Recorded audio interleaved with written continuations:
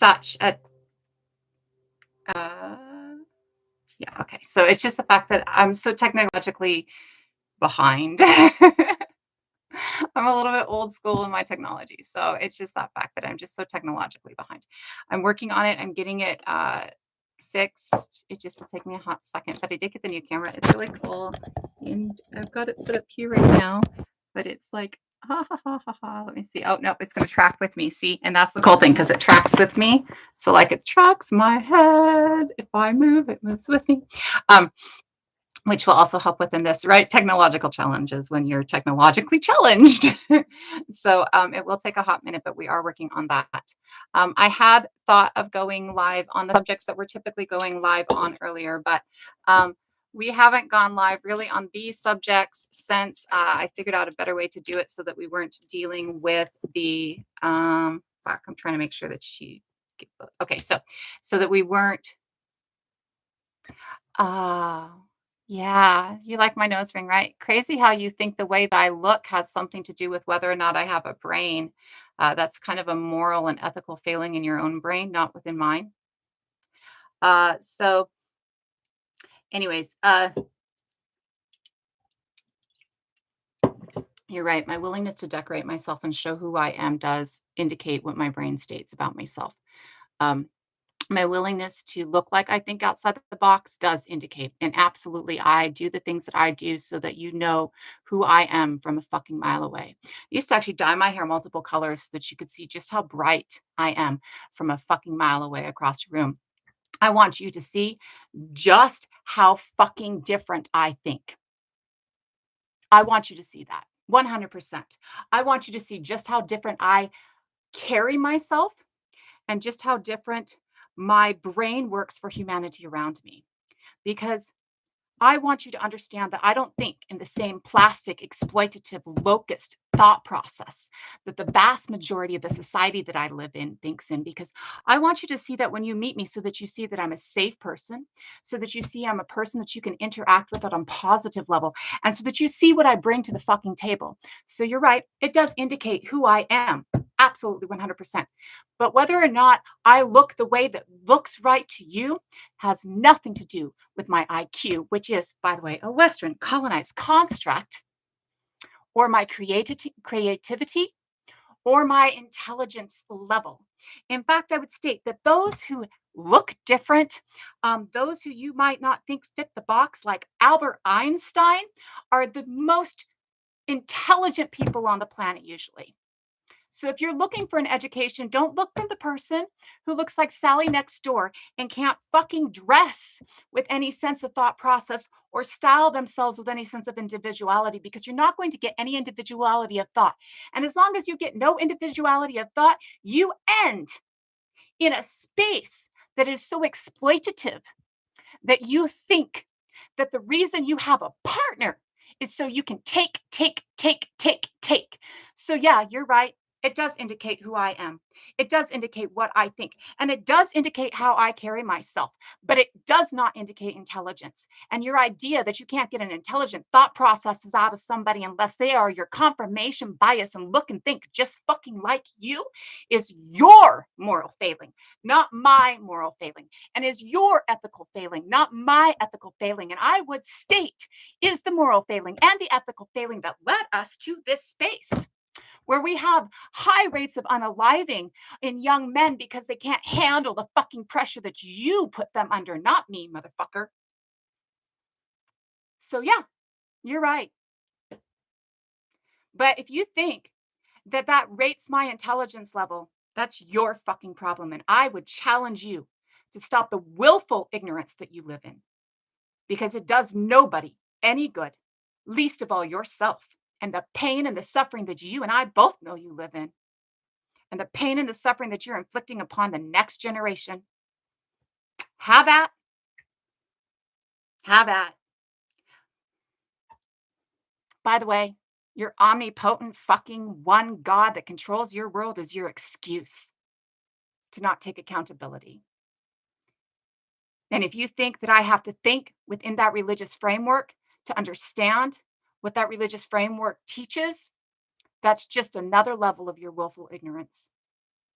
And the fact that you teach people not to think outside that religious framework is why we have the highest maternal mortality rate, why we have mass incarceration, why we have racism. Fuck me and running. One moment, please. If you are on YouTube, anytime call comes in on my phone, it tends to pause the live or it tends to mute me. This is the problem. Your fucking belief in your narcissistic nasty is the problem. Anger issues. I go to a lot of counseling and I have PTSD, MST, and I have been severely traumatized by this world, but I don't have anger issues. I'm completely able to control myself. I won't go out in public because I know that anything that possesses a penis is likely to come at me in one way or another because that's just how they operate. But anger issues, no. And that also doesn't mean that I don't love men. I love men. My partner's male. I have male children. I have a father that is the best person in my world and my family. You know, I actually have more problem with women than I do with men generally. I do have a problem with the way that men are taught to think that harms them, that causes internal suffering and strife within them. And that is the reason that they're unaliving themselves at such high rates, right? So, yeah, you know, I do have anger in me. And I certainly have anger in me for people who think that they get to judge based on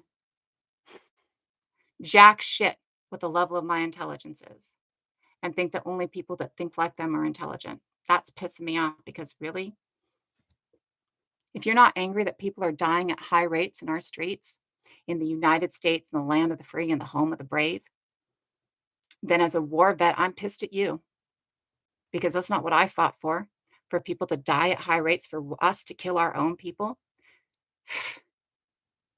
Nah. We don't really keep the comments on often during lives because I am passionate and I get pissed because behavior is problematic in our culture, and the problematic behavior in our culture is why so many people are suffering within our culture. So I am going to go ahead and turn comments off. I'm going to turn it on to sub only comments so I can go back through a couple of the questions. I will try to maintain my cool going back through a couple of the questions. But actually, no, because I probably fuck off. How many front lines have you stood, pun? Toe to toe, I'll take you out any day. When I say I am a disabled war vet with military sexual trauma dealing with PTSD, 70%, fuck you're coward. I'm not the coward. And that's not the only lines I've stood. I've gone toe to toe with lines, shields, batons, tear gas. Bitch, I ain't no coward. I'm stronger than you. And I'm going to make it to Valhalla before you ever fucking do. Just saying. And that's why. So, with much love, we will turn this back on temporarily later on. Um, sorry. I do have, passion. And I think that passion is important. I think that your lack of passion says more about you than my presence of passion says negatively about me, right? It's more negative to have a lack of passion. It's more negative to not give a flying fuck what's going on around you in the world, right? That's way more negative. Um, it is way more negative to not think in a positive manner about other people. Um, and I would argue every step of the way, because this is something that I'm just going to turn them all off. Sorry.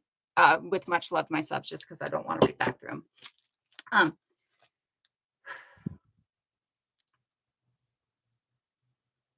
I would challenge you that the idea that you could exploit other people and that you should be taking from other people. And by exploit, I mean the idea that you should pay somebody less than a living wage so that they have the ability to work long hours for you, knowing ecologically and financially that that's been proven to be bad for both the economy and the human beings. Um, I would challenge you that your idea that you can constantly take from the earth around you, that your idea that every person around you is a transaction base, right? I would challenge you that that is very destructive to humanity. Whereas the thought process of being hurt or angry for trauma that other people have suffered, the thought process of doing your best to ensure that people don't suffer trauma, no matter what your judgment of them might be, the thought process of care for those around you and care for community, uh, by every standard that we have, is more moral. By every standard that we have is more moral. Even the Christian standard, which is the least moral standard we have. Just saying.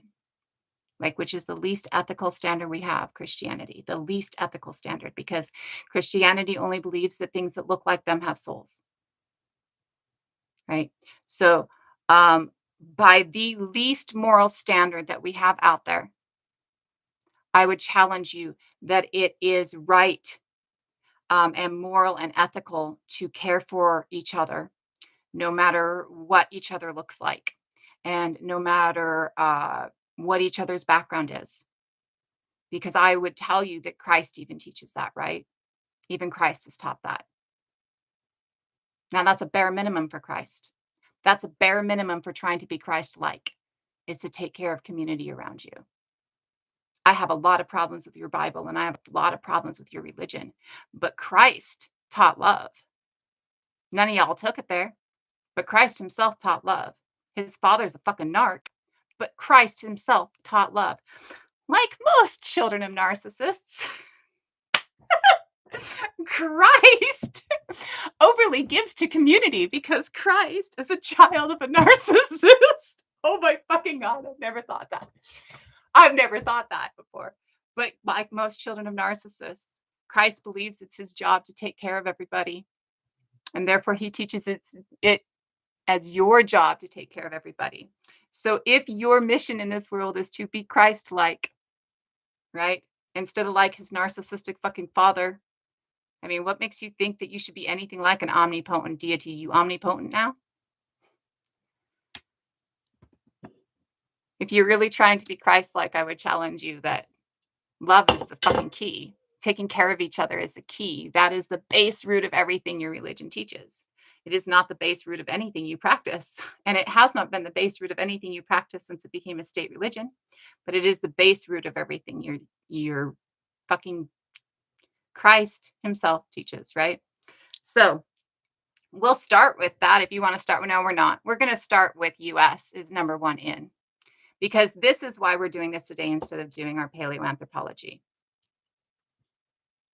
With much love, and I do believe it is you, Susan, right?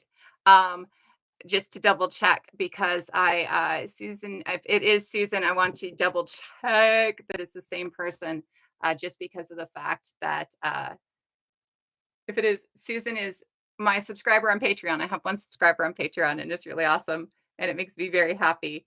And she's been an amazing person on Patreon, if it's the right person. And she's actually why we're discussing this one today, because of the fact that she brought up a YouTube that, or sent me a YouTube that is of the problem.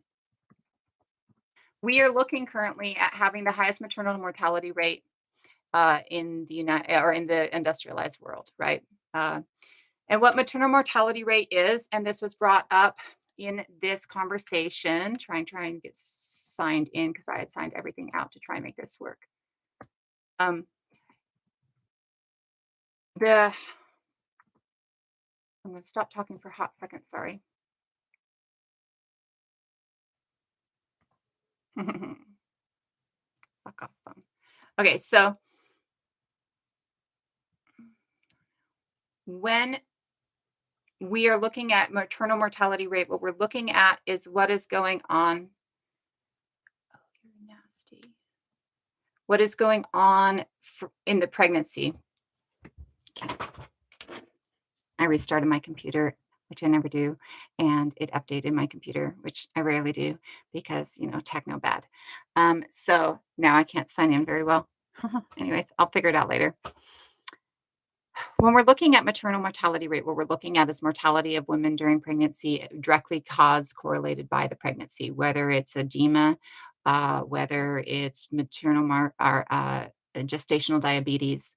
Um, if somebody were to have a heart attack and that because of being pregnant and that heart attack would have caused them to wreck their car, then the car crash would be looked at as a maternal mortality rate. But if a pregnant woman was a passenger in a car and the car wrecked, the pregnant woman would not be considered a maternal mortality rate. So just so you understand by definition what maternal mortality rate itself is. And the last numbers I had heard was 43%. And what that means is out of every 100 live births, uh, 43% is there's 43% maternal mortality rate. Now, uh, that means for every 100. So, like every time 100 babies are born, we've lost another 43, if that makes sense, right? So, and that's just my understanding of the way it pans out. All of these things, because I've been dealing with technology, I haven't transferred all of them over to the link tree, but I finally got the link tree to work again. Another technological issue I was having. So they're not all transferred over to Linktree, but they will be all transferred over to Linktree so that you have numbers later. But when we are looking at that, what we are looking at is that for every 100 live births, we have 43 women who have died, and including, I mean, that's including whether or not their children died, right? So have a double check on that one. But to my understanding, that's including whether or not their children died. But there are 43 maternal deaths for every 100 live births. So this is the highest in the industrial world. No other country has this. And the reason that we have this at such a high rate is because we are still a country who tests feminine products on men. And still in medicine and science, because we still use Western medicine as opposed to moving towards more indigenous or holistic medicine. We still use medicine that treats problems based on the idea of what they think the problems are and what causes the problems instead of based a lot on science, right? And so because of that, you can comment over. So, and if you don't know, because I am also streaming on YouTube, which is in the link tree in my bio, if you would like to comment, you're more than welcome to go over there because you can comment on my YouTube channel. Just my safety in place to kind of keep the trolls out. But if you would like to be able to comment because you're into the discussion, please go ahead and feel free to go over there and comment there, as some people have.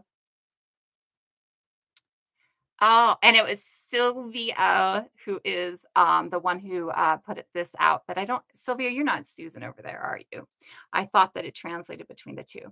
Anyway, so uh, somehow translated in my mind, right? So when we're looking at this, what we're looking at is that when women are going into maternal care, they're dealing with doctors who are not treating them as the base model of human, because we are the base model of human. This is the base model of human. They're treating them as a broken male, right? All of our current testing for any birth control pills, all of our current testing for estrogen products, all of our current testing for really anything that has to do with feminine products, like womb and vagina based products, are all tested on men, not on women, unless you see a company that is specifically testing. But within scientific testing, it's all done on men. And this is because there is still this thought process. Oh, nice, Sylvia. Okay. Uh, so there is still this thought process that we are just broken versions of men. We now know scientifically that until 12 weeks, the body in the baby hasn't even determined whether it's male or female, right? And I was actually reading on that today. Like, so we're losing the Y DNA. We're losing the male DNA, like the gene for male. We're losing that chromosome. It is actually being lost, and that is in my link tree already. But we're losing the male chromosome for DNA, right? Like the Y DNA. And we've had two animals that we have seen that have lost the male chromosome for Y DNA. And so we know that we're going to be able to do this. And after we do this, that we're going to be able to work just fine, right? But we are literally losing the chromosome for our DNA. And or for Y DNA.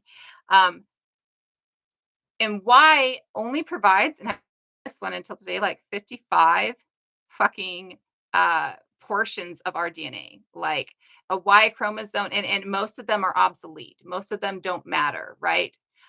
So it's only like one or two things that are really important, right? So, we all start female, and really to be male is not the base, which is the point of that.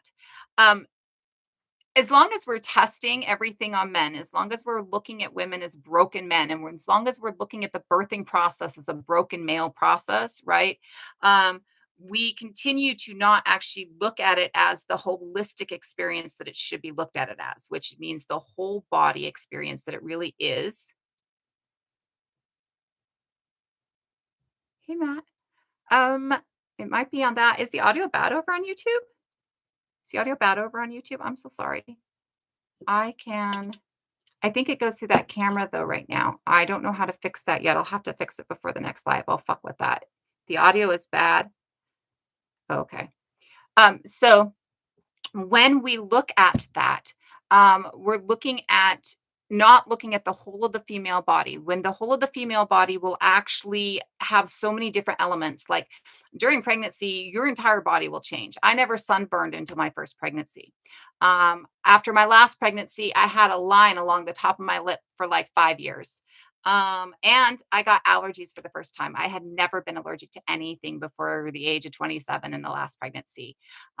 Which left me with giant hives in a hospital at one point, and you will see that these are average changes. Not only that, but there are bone changes, there are body changes, and they've actually really realized that you can awesome. Thank you, everybody.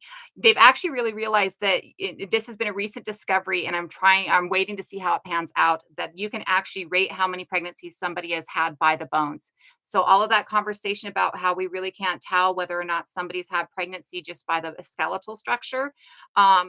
In our Paleolithic finds, now we might be able to rate that by changes within the bone structure, right? So, if you're looking on that level, you're seeing that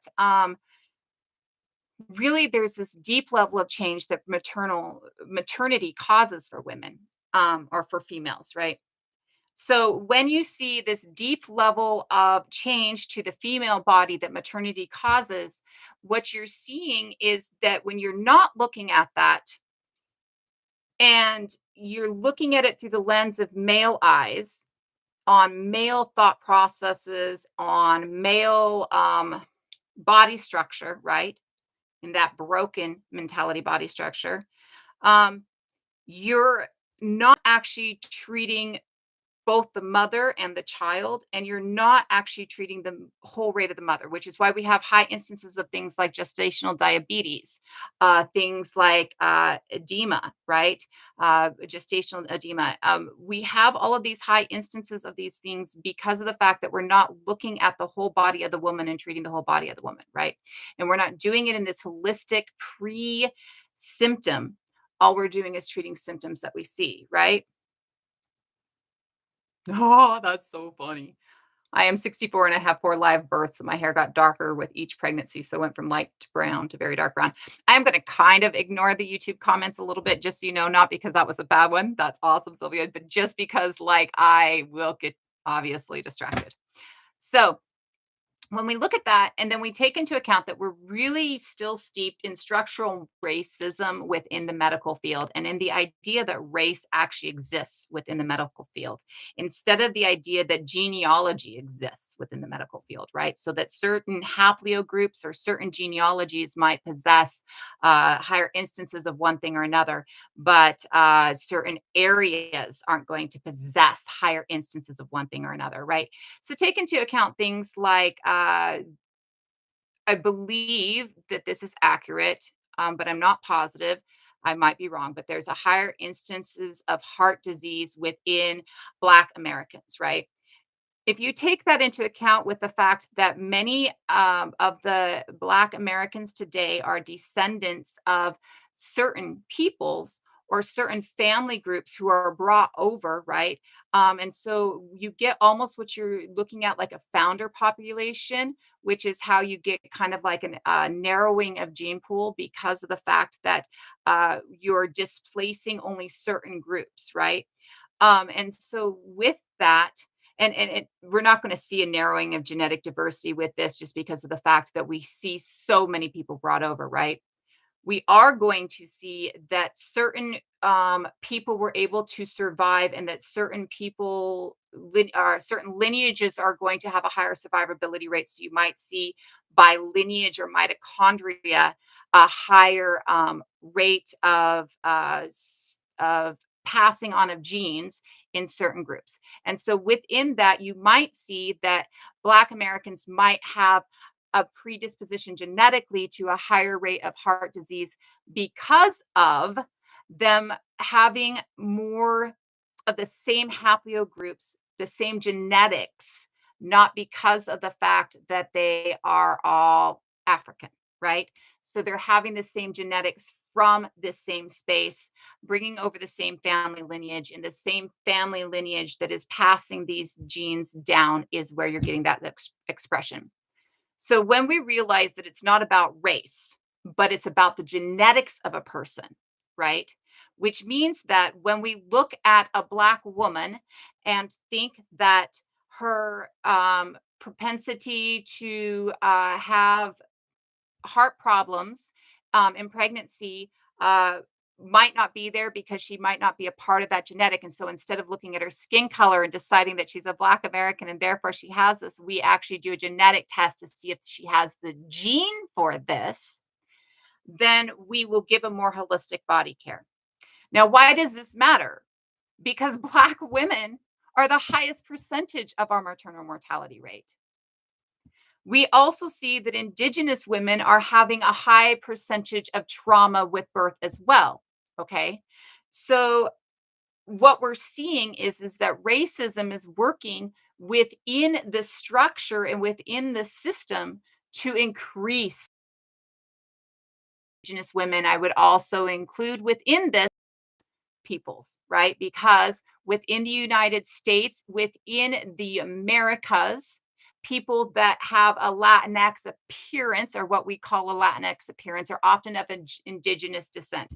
There are a lot of people who are Latin who are as light or lighter than I am. These are people who are Spanish in descent, right? And have less indigenous DNA within them or might have no indigenous DNA within them because we like to think Latin means dark, but it does not. It just means that the Spanish colonized in a different way. Instead of, putting everybody on reservations, it was more likely to kill all the dark men and may breed incorporate within all the the darker women, right? And so and instead of looking at it in the chattel slavery view within the US, where you see the same thing happen, where Black men are not fathering most of the children at this point because you see white men fathering the children on Black women, instead of the inheritance of freedom going through the line of the mother within the United States, you're seeing uh, the uh, within the communities within the southern spaces that are controlled by Spain, you're seeing that children are given their father's lineage or status within society a little bit more, especially the male children. So this is how you're seeing that, or that is what I mean when I'm stating Indigenous. I'm talking across a broad scale of people who have Indigenous heritage within the Turtle Islands, right? So when we're looking at the medical field and we're seeing that the highest rate of maternal mortality for industrialized world is here within the United States, what we're seeing is that this highest rate of maternal mortality rate is disproportionately higher for Black women and Indigenous women, highest being Black women. So when we're looking at the structure of racism within the medical field, we see that this hits really, really hard. This is where we become really, really problematic. So, That's why we're number one in maternal mortality. And that's how being number one in maternal mortality is systemically about not viewing women as independent beings and not viewing holistic care as being the way to do it, right? Treating the whole body, treating the whole situation, not viewing that as being the way to do it. And racism and the structure of racism within our medicine and our science that still exists. Okay. Why does this matter? I think I went over that in the beginning of the live. Hope I went over that in the beginning of the live. If you are not caring about the people around you, you are failing in your moral thought process. Sorry, to be that fucking blunt and specific. But when you fail to care for the humanity around you and ensure that humanity as a whole is moving forward as a species, and you decide that you can make judgment calls on who deserves life, you're playing God, motherfucker. A. B. Not a single one of your deities ever taught that. And I'm really sick and tired of y'all using your deities to teach that because your deities didn't teach that. Just saying. Maybe the narcissist did. Maybe the narcissist, but Jesus certainly didn't. We're also number one in mass incarceration, right? And this is something that we often see even flashing across. We're also number one in gun deaths, right? Mass shootings. There's a lot of things that we're number one in. And all of these things very much stem from the structure of racism within our country. The mass incarceration, though, is extremely focused in the structure of racism and has roots in slavery. We need to acknowledge that. We need to acknowledge the fact that the 13th Amendment supposedly freed the slaves, but then in turn put people back in bondage. Because the 13th Amendment, which nobody ever fucking wants to do in whole or look at in whole, literally states that no man should be owned by another. No man should live in servitude unless he is convicted of a crime, right? And so what we see is that the 13th Amendment literally just transforms slavery from the chattel slavery that it was back to the indentured servitude, serfdom slavery that it had been before, okay? Another one of those differences between chattel slavery and indentured servitude. Indentured servitude is very much like the form of slavery that we see pre-chattel slavery. It is just another name for the form of slavery that we see pre-chattel slavery. But yes, it is slavery. No, it is not chattel slavery. There is a huge difference. Okay. So you absolutely see that the 13th Amendment takes and gives us slavery back. It just reverts it to pre-chattel slavery. Unfortunately, in a country that's already systemically built on racism, you see that it takes that and morphs it into race slavery, right? Morphs it into the fact that we see an abundance of people that we consider to be part of the non-white race to be in our prison systems, right? The vast majority of the population is black and brown, right? And this is because of the kindergarten to prison pipeline that we see in a lot of communities. And it's not within the communities themselves, but it's within the policing in the communities. This goes back to the conversations that we were having yesterday about the fact that Black children are not treated as children, they're treated as adults. They're even yelled at and screamed at as why they're not acting like adults when they're 9 years old. We've all seen the videos.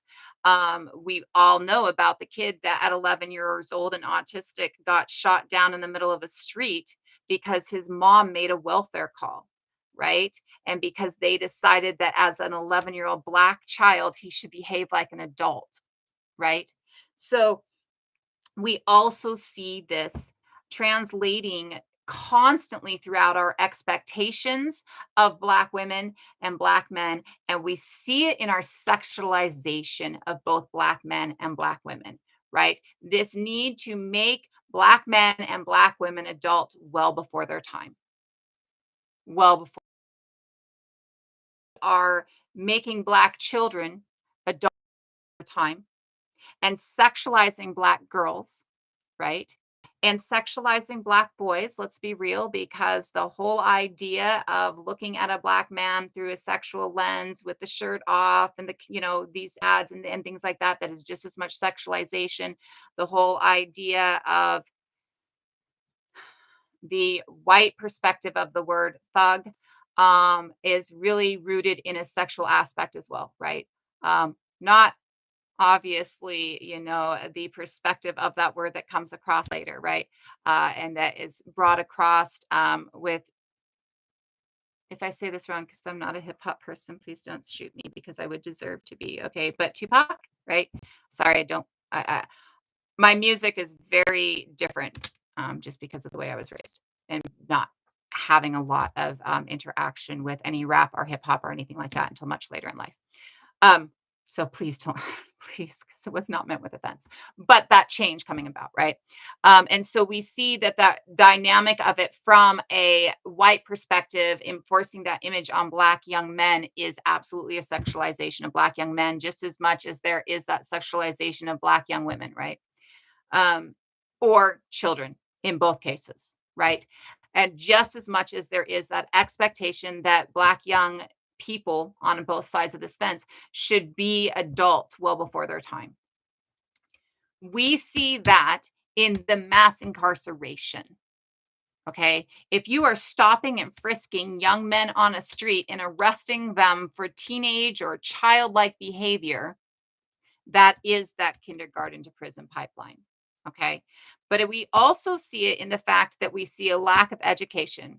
This was something that I spoke on yesterday. This is also why I do this in a lot of reasons in a way. We see that we gatekeep a lot of education. We see that not only do we gatekeep a lot of education, but then we tend to gatekeep language and grammar on a public scale as well, right?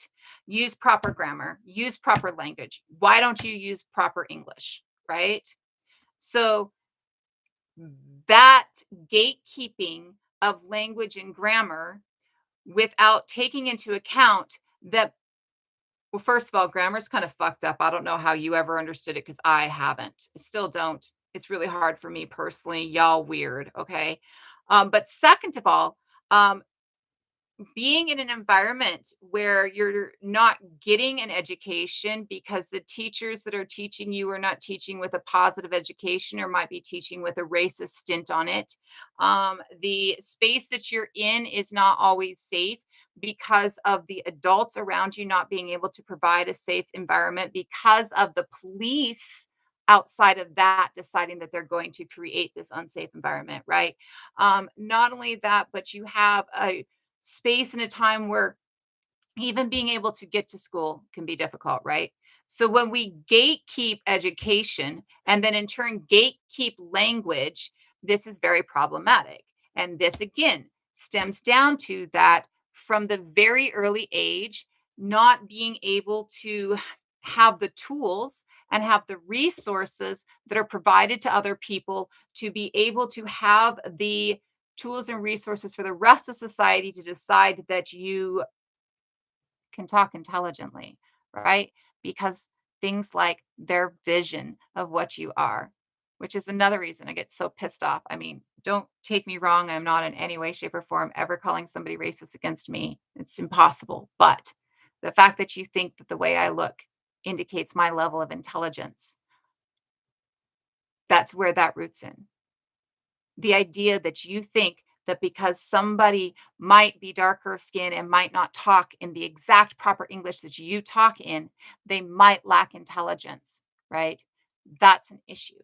So when we set all of this failure in place, again, we talk often in here about toxic masculinity and toxic femininity, right?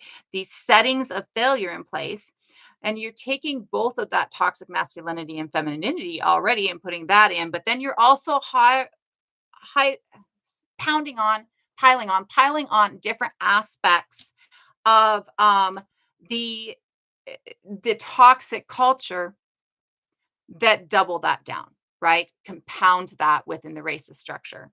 And so you're seeing that even if you're talking to somebody who is highly intelligent or has high intelligence, and even if you're dealing with somebody who's doing everything they can to move forward in life, because the rest of the culture doesn't perceive them in that way, because they're not using the language that the rest of the culture perceives, you might end up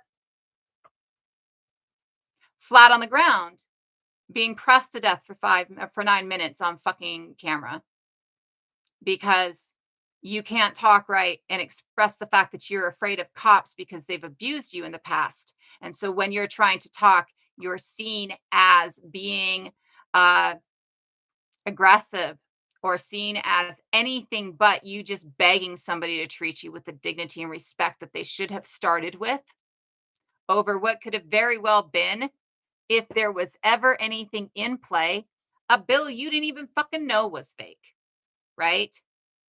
Instead of walking up and saying, "Hey, it looks like you passed a false 20," and giving the answer of or the ability of, "Oh shit, like I got that from my bank this morning." Like most of us get them from your bank, right? Nobody's out there fucking really counterfeiting, and especially not nobody who is not, if you're using a 20 to pay, you're not counterfeiting, right? So instead of treating a person with dignity and respect, you take the language that you think that they're using, you take the fear that they display as a sign of disrespect because they're afraid, and you literally kill them, right? So this is where we see that racism, that structure of racism within our country, and the fact that we've never erased slavery, the fact that we are still enacting slavery, and the fact that we very much work to enact slavery on lines of color.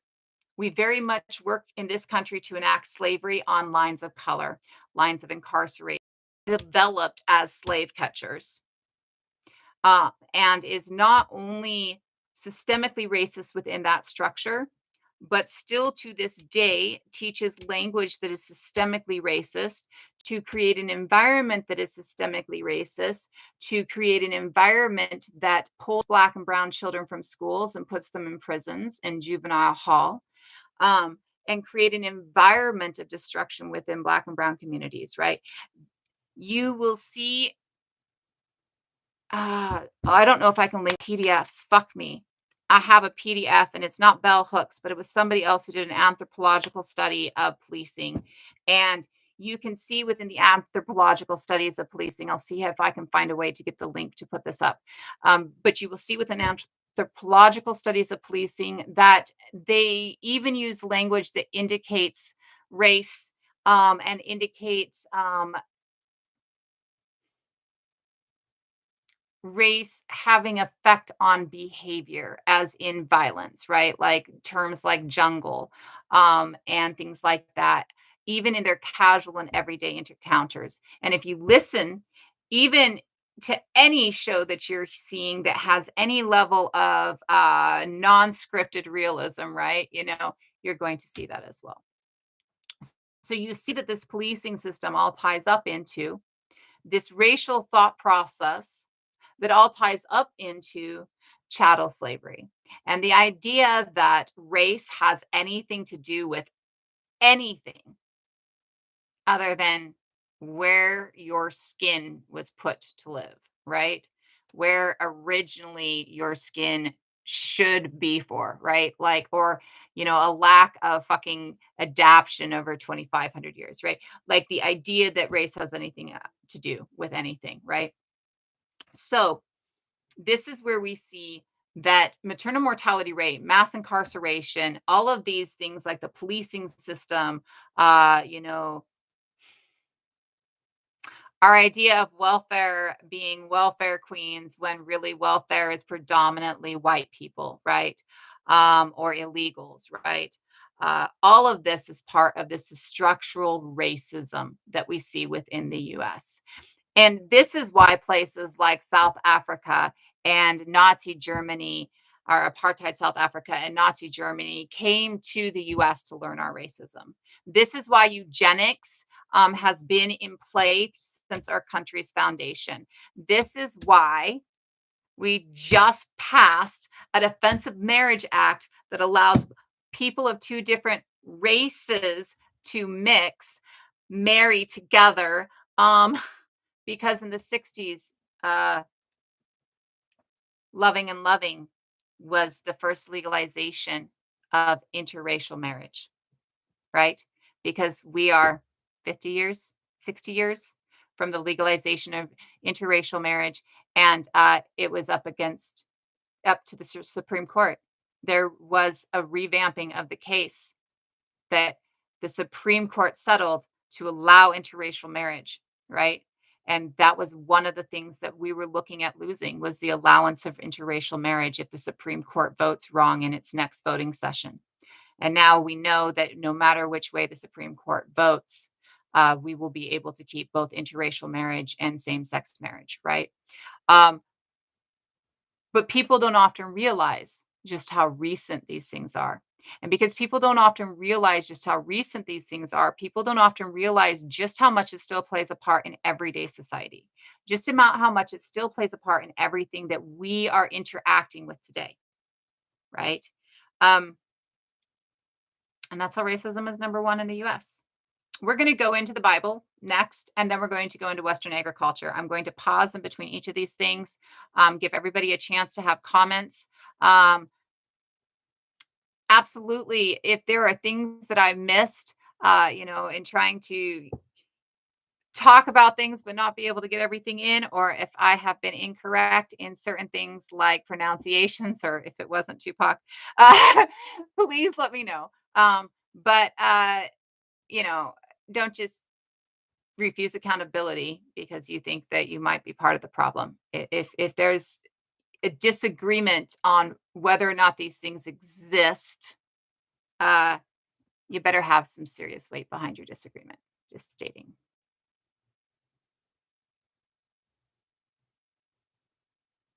Okay, so that is open on TikTok. You're more than welcome to comment over here if you're over here watching, please. You're going to see as my face moves over to here. Hello, my C-spine is fucked up right now, and I'm trying to realign it so that I'm actually like sitting properly, which is why I'm looking down instead of up. Hello, hello, hello. Boop.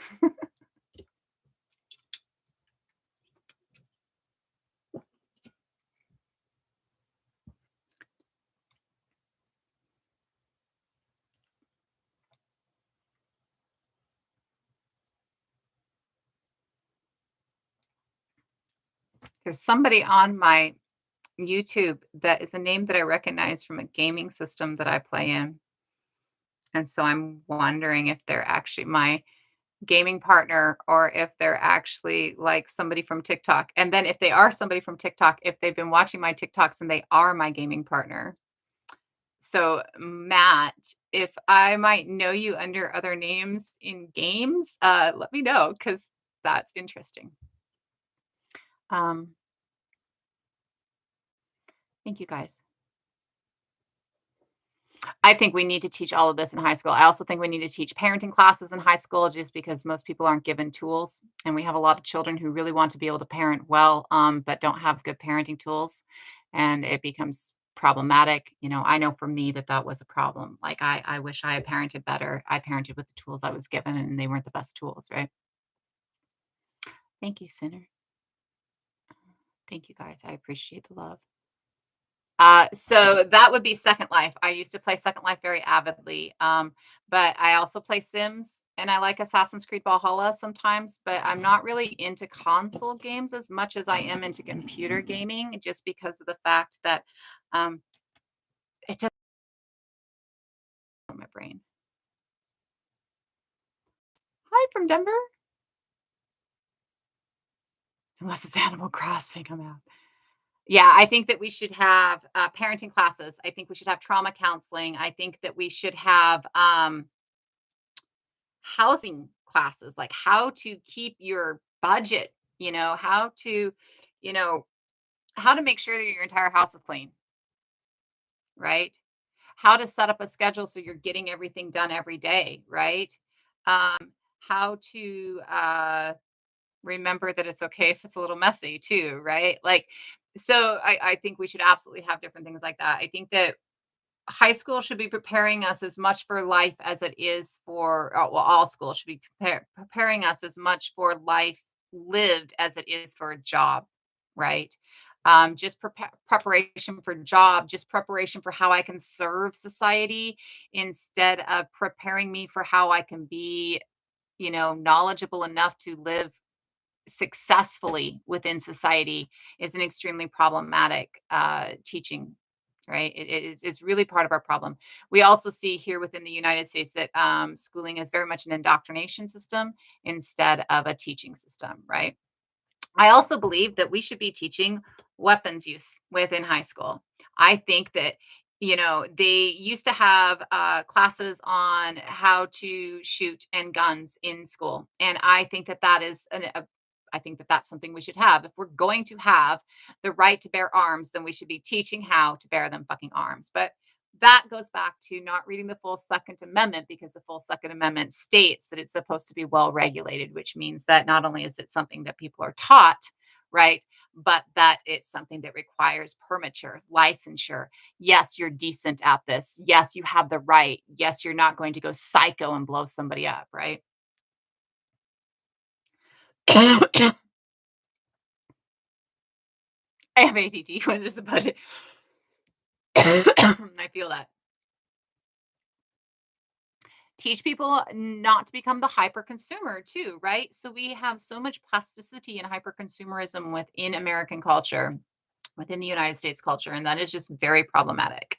And I absolutely agree. I think that it's very important that we pull back from that plasticity of teaching, or that not plastic, that plasticity of society, like, and not plasticity like I talk about it within brains, where it's just that it's more malleable, right? But plasticity in the fact that it's about what I can buy next.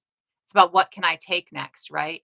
It's about do I have the next biggest thing, right?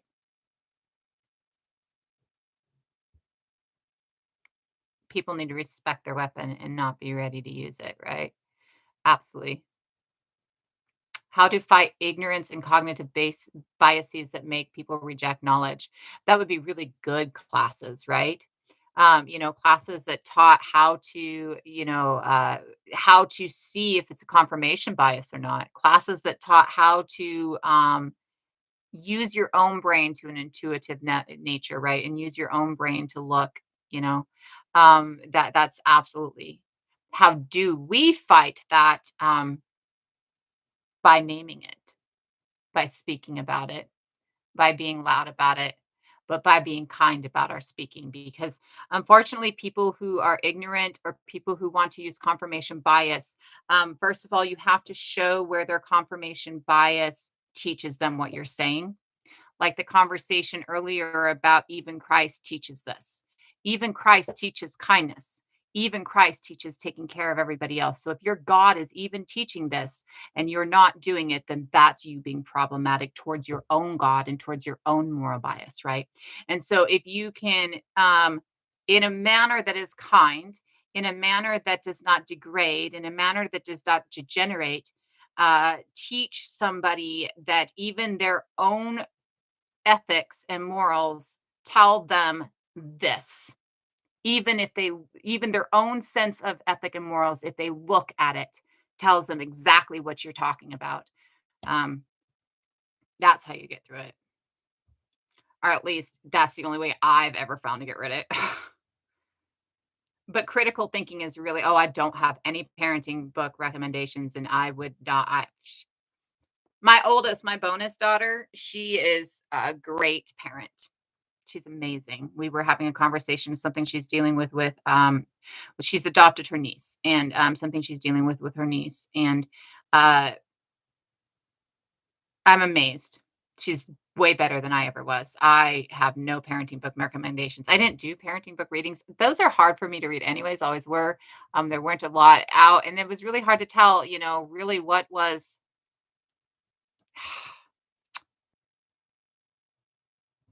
Freud was the key to parenting for a while, right? We have all of these different keys to parenting, and I took a couple courses and did a couple things, right? But we have all of these keys to parenting, and in 10 years we're told, well, that was stupid, you should never have done that, you damaged your kid doing that, right? Like we have all of these things that we're supposed to do that the books teach us to do, and then we do them, and then 10 years later you're like, you should have never done that to your kid, how abusive you've been, and you're like, but the book told me to do that. Like what the fuck, everybody told me to do, like. So I just, my best the best advice that I can give, which I did not always follow, is to enjoy them, you know, to look at them as your equal, and hear them, right? Um, and to very much treat them in the way that you would want to be treated, right? To understand that it's just as traumatic for them to not have autonomy as it is for us to not have autonomy, right? That just because they're a smaller being doesn't mean that they have any less of the instincts that we do. In fact, they're probably more instinctual, right? Awesome to see you later.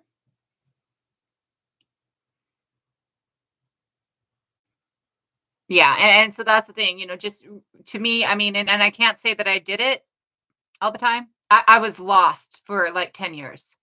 I was dealing with the MST PTSD and a bad marriage for like 10 years. And I started out with my mother's trolls, right?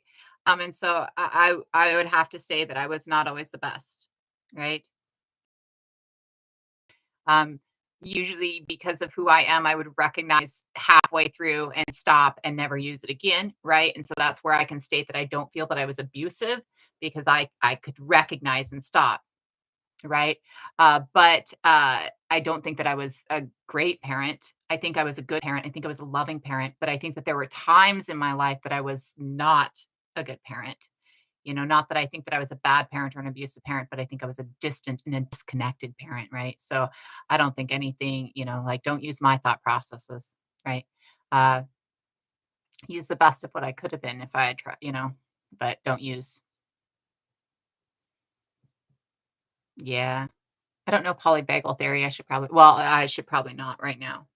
I'm doing so much, like, I have, like, and people just like to pile on more. Like, I'm already doing, like, PTSD intensive therapy, and then somebody was like, "Here, you should have moral injury therapy on top of this." And then the group leader for that's like, "Here, let me get you in a couple times a month." And I'm like, "Fuck off, like, I've got too much shit on my plate. How much do you want me to do? I'm gonna overload myself," which I do way too easily. Luckily, I have an actual counselor who's been with me for a couple years who's like, "You can't do that. We know how this is gonna end." No. But yeah. So, um, I don't really see a lot of questions on what we were talking about, which is perfectly fine. I'm going to go ahead and actually, we're like at 80 people. There's not like a lot of people in here. So there's really not a reason to turn it off because it doesn't look like yeah, it doesn't look like it's going to be really shitty today. Which, for some reason, it's the picture a lot of the times. And I realize that. When I bring in the Denny picture, it does the same thing, but, not as bad, I think, as talking about Homo erectus tends to. And then people will stay with Homo erectus because it catches, but, and as long as the comments are off, like, the Bible thumpers aren't popping in because they don't get to say their say, so yeah, well, and for me, really, it's about, taking accountability, right?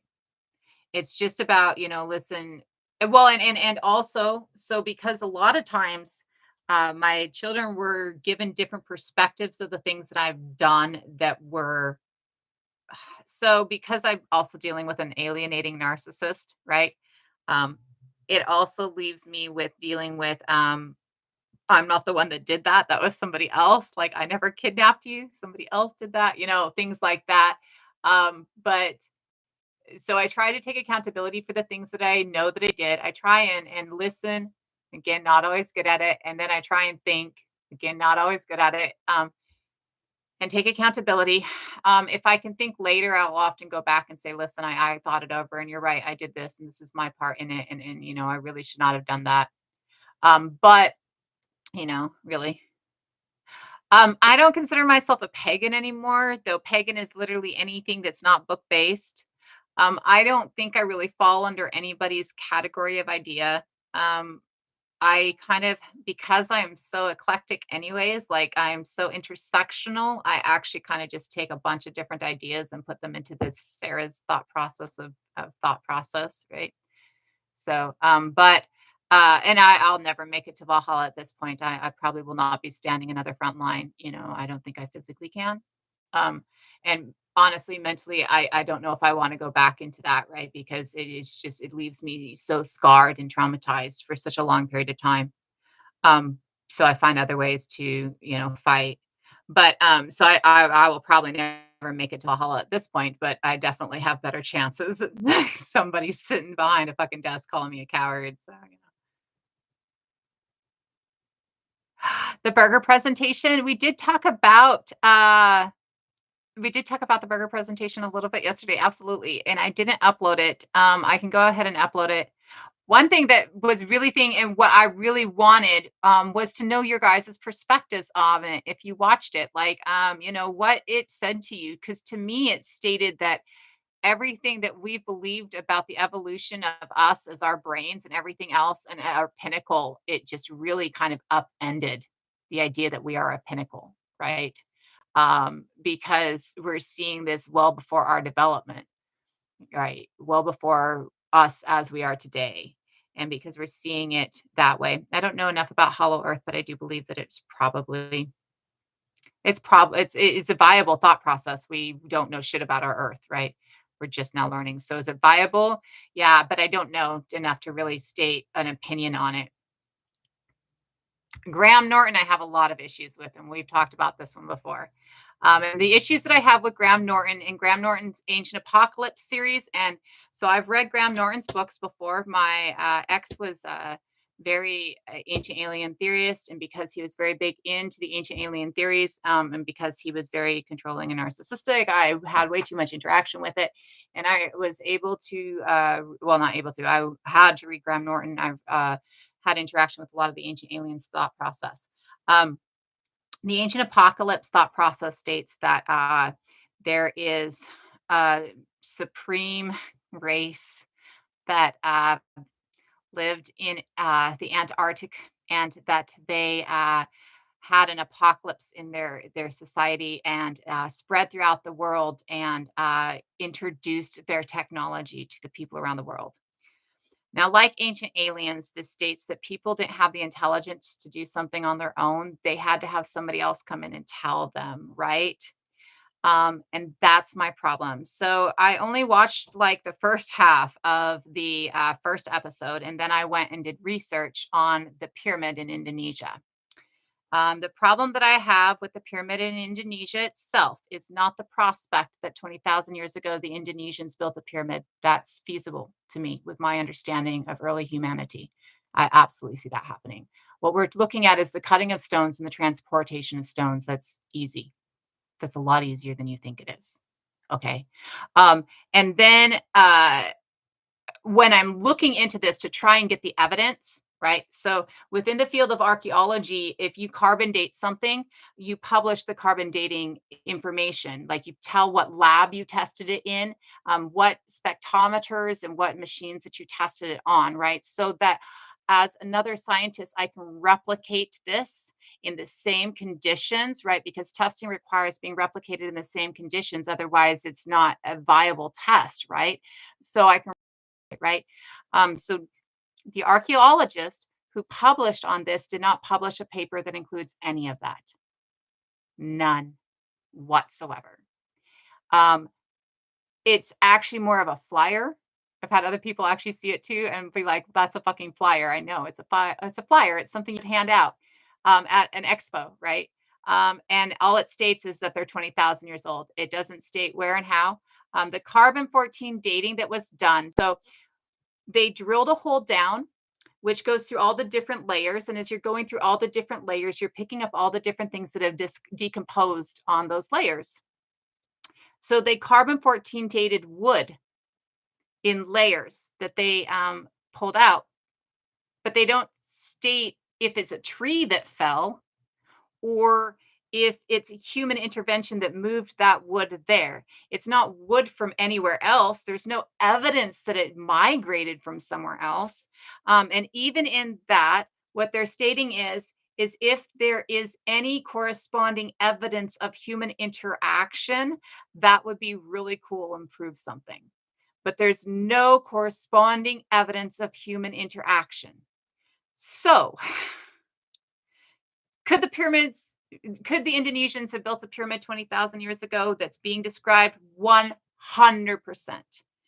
Um, the racism behind somebody else had to teach them how to do it, and they weren't capable of it on their own. When we see a surgery in Borneo, which is in the same region, I mean, not the same space, but the same region at 31,000 years ago, that's a perfect amputation, better than we see today.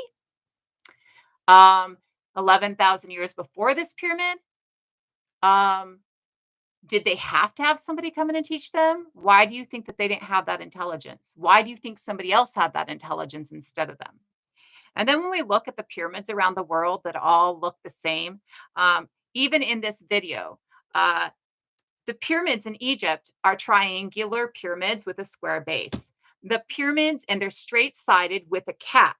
The pyramids in Tenochtitlan, in South, not South America, but like in Mexico and northern South America, right? I can't remember the exact location, but in northern South America, the pyramids that we see there are triangular with a square base, but their sides are different.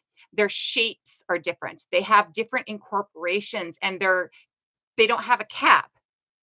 They are steps up to a temple, not burial mounds, right? So they're not the same fucking pyramids. They don't look like the same pyramids. They're just both pyramid shape. The pyramids that we see in Peru are rectangles. That's not even a fucking pyramid. It's a rectangle with a triangular up. And the pyramid in Indonesia is an oval. It's not even square sided. So these pyramids don't all look the same. These are not, a singular thought process that comes from one space. These are different thought processes coming about in different spaces because we all have the knowledge and the capability at this time frame, right? And the pyramid in Indonesia is literally just stones that are already shaped that way that are cut and transported. So that's the problems that I have with Graham Norton. Don't have a problem with the possibility that the Indonesians built a pyramid. Have a problem with the possibility that they couldn't have done it on their own because they're not smart enough. That's pretty fucking racist to me. So, but it's not the go-to shape. It's not. What it is stacking one layer on top of each other for balance. Think about it. Even if you're stacking cards, you're going to stack cards in that pyramid shape, right? You're going to do 3, 2, 1. Because if you do 3, 4, 5, you don't have a balanced platform for 4 and 5, right? So it is not that it's unusual that they got narrower at the top. That's logic.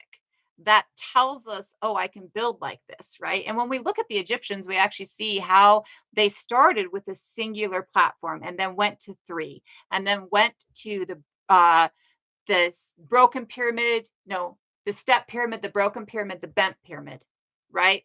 And all of these are their bent and then broken. All of these are their steps forward. The step pyramid takes that singular layer and goes 1, 2, 3, 4 up to a small.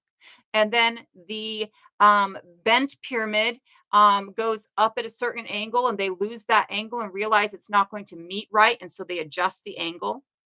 And then the broken pyramid literally breaks because they don't have the right toolage, or not toolage, but they don't have the right angular on it, right? The right construction on it, right? So we see that coming through, right? And that, yeah, and that's what it is. It's racist to think that humans can't build the shape. They needed somebody else to do it, right? And that's where my problem becomes with him. It's not that the Indonesians built a pyramid. Fuck yes, I believe that 100. Could you please give me the evidence so that I can confirm it? And it's kind of sus that you haven't given anybody the evidence. If you got the evidence and you already documented all this stuff, why aren't you releasing the information? Why are you hiding the information? That's sus. But could it have happened? Fuck yeah, it could have happened. Yeah. was not some ancient advanced race coming in. There's just too many problems with that, and that's just too racist, right? I mean, there's no evidence of that. The only evidence that they have that it had to have been somebody else teaching them is their racism. It's literally it. The only evidence that they have that it must have been somebody else because none of these things look alike, so it's not like it's from a singular source. The only evidence that they have is white people weren't doing it. And let me be clear, white people weren't doing it because nobody was in Europe at the time.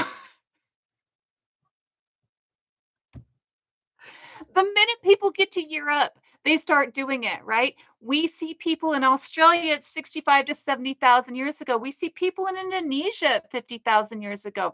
We see people in the lower parts of Europe in the Western Hemisphere.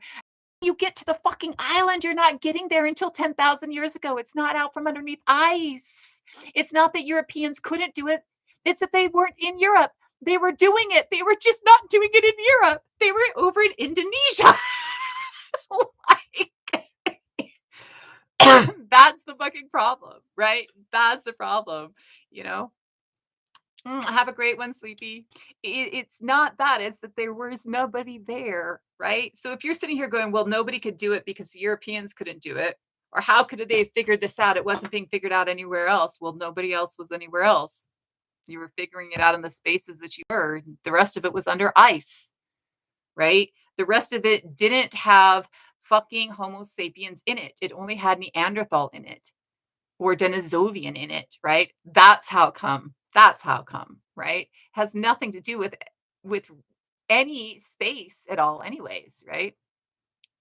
So, and I do think it's ego. It really is, right? But it is very much rooted in Europeans couldn't do it, so black and brown people couldn't do it, right? Stonehenge is 8,000 years ago, right? And so anything past 8,000 years, they're okay with monoliths, right? They're not the pyramids. The pyramids must have been aliens, right? But people aren't in these spaces. So why are they not built? They're not building because they're not there, right? But it really is ego, right? But it also doesn't take into account that white doesn't really exist until a couple of thousand years ago, right? That everything is sub Saharan dark until a couple of thousand years ago, right? So it really doesn't take that concept into existence either, right? Well, and it's not that Europeans invent other, because we see the invention of other in the middle or in the Near East. We see the invention of other starting in the Levant, right? Um, and not with Neanderthals and Homo sapiens when they lived together for 100,000 years, and not for the next 40,000 years after the Neanderthals have gone, right? But at 10,000 years ago, right? So we don't see that other until then. The comment that pyramids was aliens. Well, and that's the thing, like, how the fuck you not see that the pyramids aren't aliens? Like, how the fuck they document and wrote everything down, but you still think that somebody else had to do it because you don't trust their writing because their writing doesn't look like the Greek alphabet? Like, how willfully ignorant are you? How willfully biased are you? How willfully racist are you? Oh, we'll get into the invention of resource scarcity. Let's move on. Hmm. Okay, so um,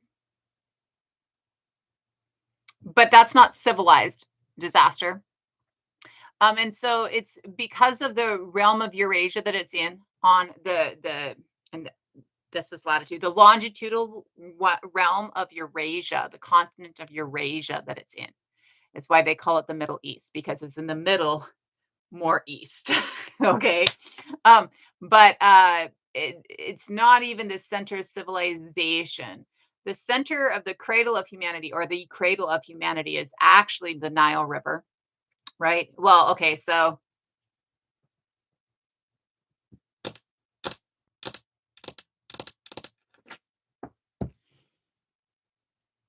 the infancy of humanity is going to be spent in um, the southern part of Africa. But even Homo habilis and Homo erectus are along the Nile River, right? So even though we speciate in southern Africa, Homo erectus is already in the Nile River when we speciate. So it's, a different group of Homo erectus in the Nile River than who we speciate from, right? So, but the Nile River, so the Nile River is both the cradle and also like maybe the playpen of humanity, right? The Nile River maybe is the playpen of humanity, right? But it is the original space for all of us. Okay, I'm going to go. So if you look at a map of Eurasia, this is kind of Eurasia, right? So over here is the east because it's on the eastern half of the map, right? It's to the east of the rest of it, right? And over here is the west because it's to the rest of the east, right? Eastern side, western side, right? And in the middle, you have the Middle East and the Near East because it is off of West, right? And so because it is created by the terminology is created by Western Europe, right? So you see that the Near East is close to the West, and you see the Middle East is closer to the East, and then you see the Far East, which would be East Asia. But it's not Tiger and Euphrates that it is the cradle of civilization. We don't see. Okay, so first of all, that idea of civilized isn't civilized. That's not a civilization. Civilization is people who care for each other. That's civilized. It is not civilized to other and destroy. And it is not civilized to rape the land. Okay. Um, so not civilized. It's not the cradle of civilization. It's not civilized. The Tigris and the Euphrates are not an origin really of much. You might see the origin of certain uh, groups of people, right? But when you see the first stone tools, you see the first stone tools along the Nile, right? You see Homo habilis lives along the Nile. Homo habilis never lives near the Tigris or the Euphrates. Uh, Erectus probably was near the Tigris and the Euphrates, but we do see that Erectus lived quite long along the Nile. You see that Homo sapien is moving in and out of the Nile the entire time, right? So, okay, whatever your name is, I'm not even sure, but you're wrong. And just telling me no doesn't tell me jack shit. Maybe you should have some weight behind it. It's here and has been here for thousands of fucking years. So, um, how would I describe it through a non-Western lens, Western culture?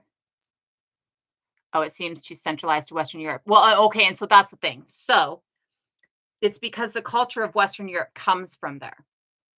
So what we see is, let's switch the second two. Western agriculture starts about 9,000 years ago in Angazal. Angazal is our first city based on Western agriculture. And what Western agriculture starts as, so first you got to see that our starting of wheat and our starting of barley growth, our starting of grain growth really starts in West Africa, and in Europe, North Central Europe, right? And this is the two spaces that you see grain growth starting. I do believe that there might be, and no, because it's just the early agriculture of it, and you're not seeing it in that space prior. So these are spaces where you see them taking an indigenous plant in that area and husbanding or nurturing that plant into a species, right? And so what you see is that when you find this meadow of grain and you know that you can harvest this grain and it works well for food, then you might harvest all the smaller grains and leave the larger grains so that the next crop in the same area that you initially found it is going to be a better crop. And this is how you see the early husbanding of wheat and barley into something that we know what it as today. When we first start to see this move from its indigenous biome into another biome, we see it going along the Nile. The Nile was known as a breadbasket for generations. And the reason it was known as a breadbasket for generations all throughout the ancient time period is because of the fact that when the Nile is not dammed, the flooding through the Nile every year refertilizes the banks. and it gives this ground that you can plant things that leach the soil, and you are still going to get that refertilization. So wheat and barley in their home biome, in their indigenous biome, aren't leaching the soil in the way they are in a different biome. Because if it is your indigenous biome, all the things that you need there to meet your needs are there. But if it's not your indigenous biome, then you need things brought in. So the Nile River provides that.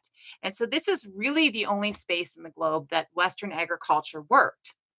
But when we see they decide to move this from the Nile to the River Jordan, um, what we're seeing is that along the River Jordan, they choose this very fertile valley and they strip all the indigenous biome. They take away all the trees, they take away all the plant matter. And when they do this, they strip the soil.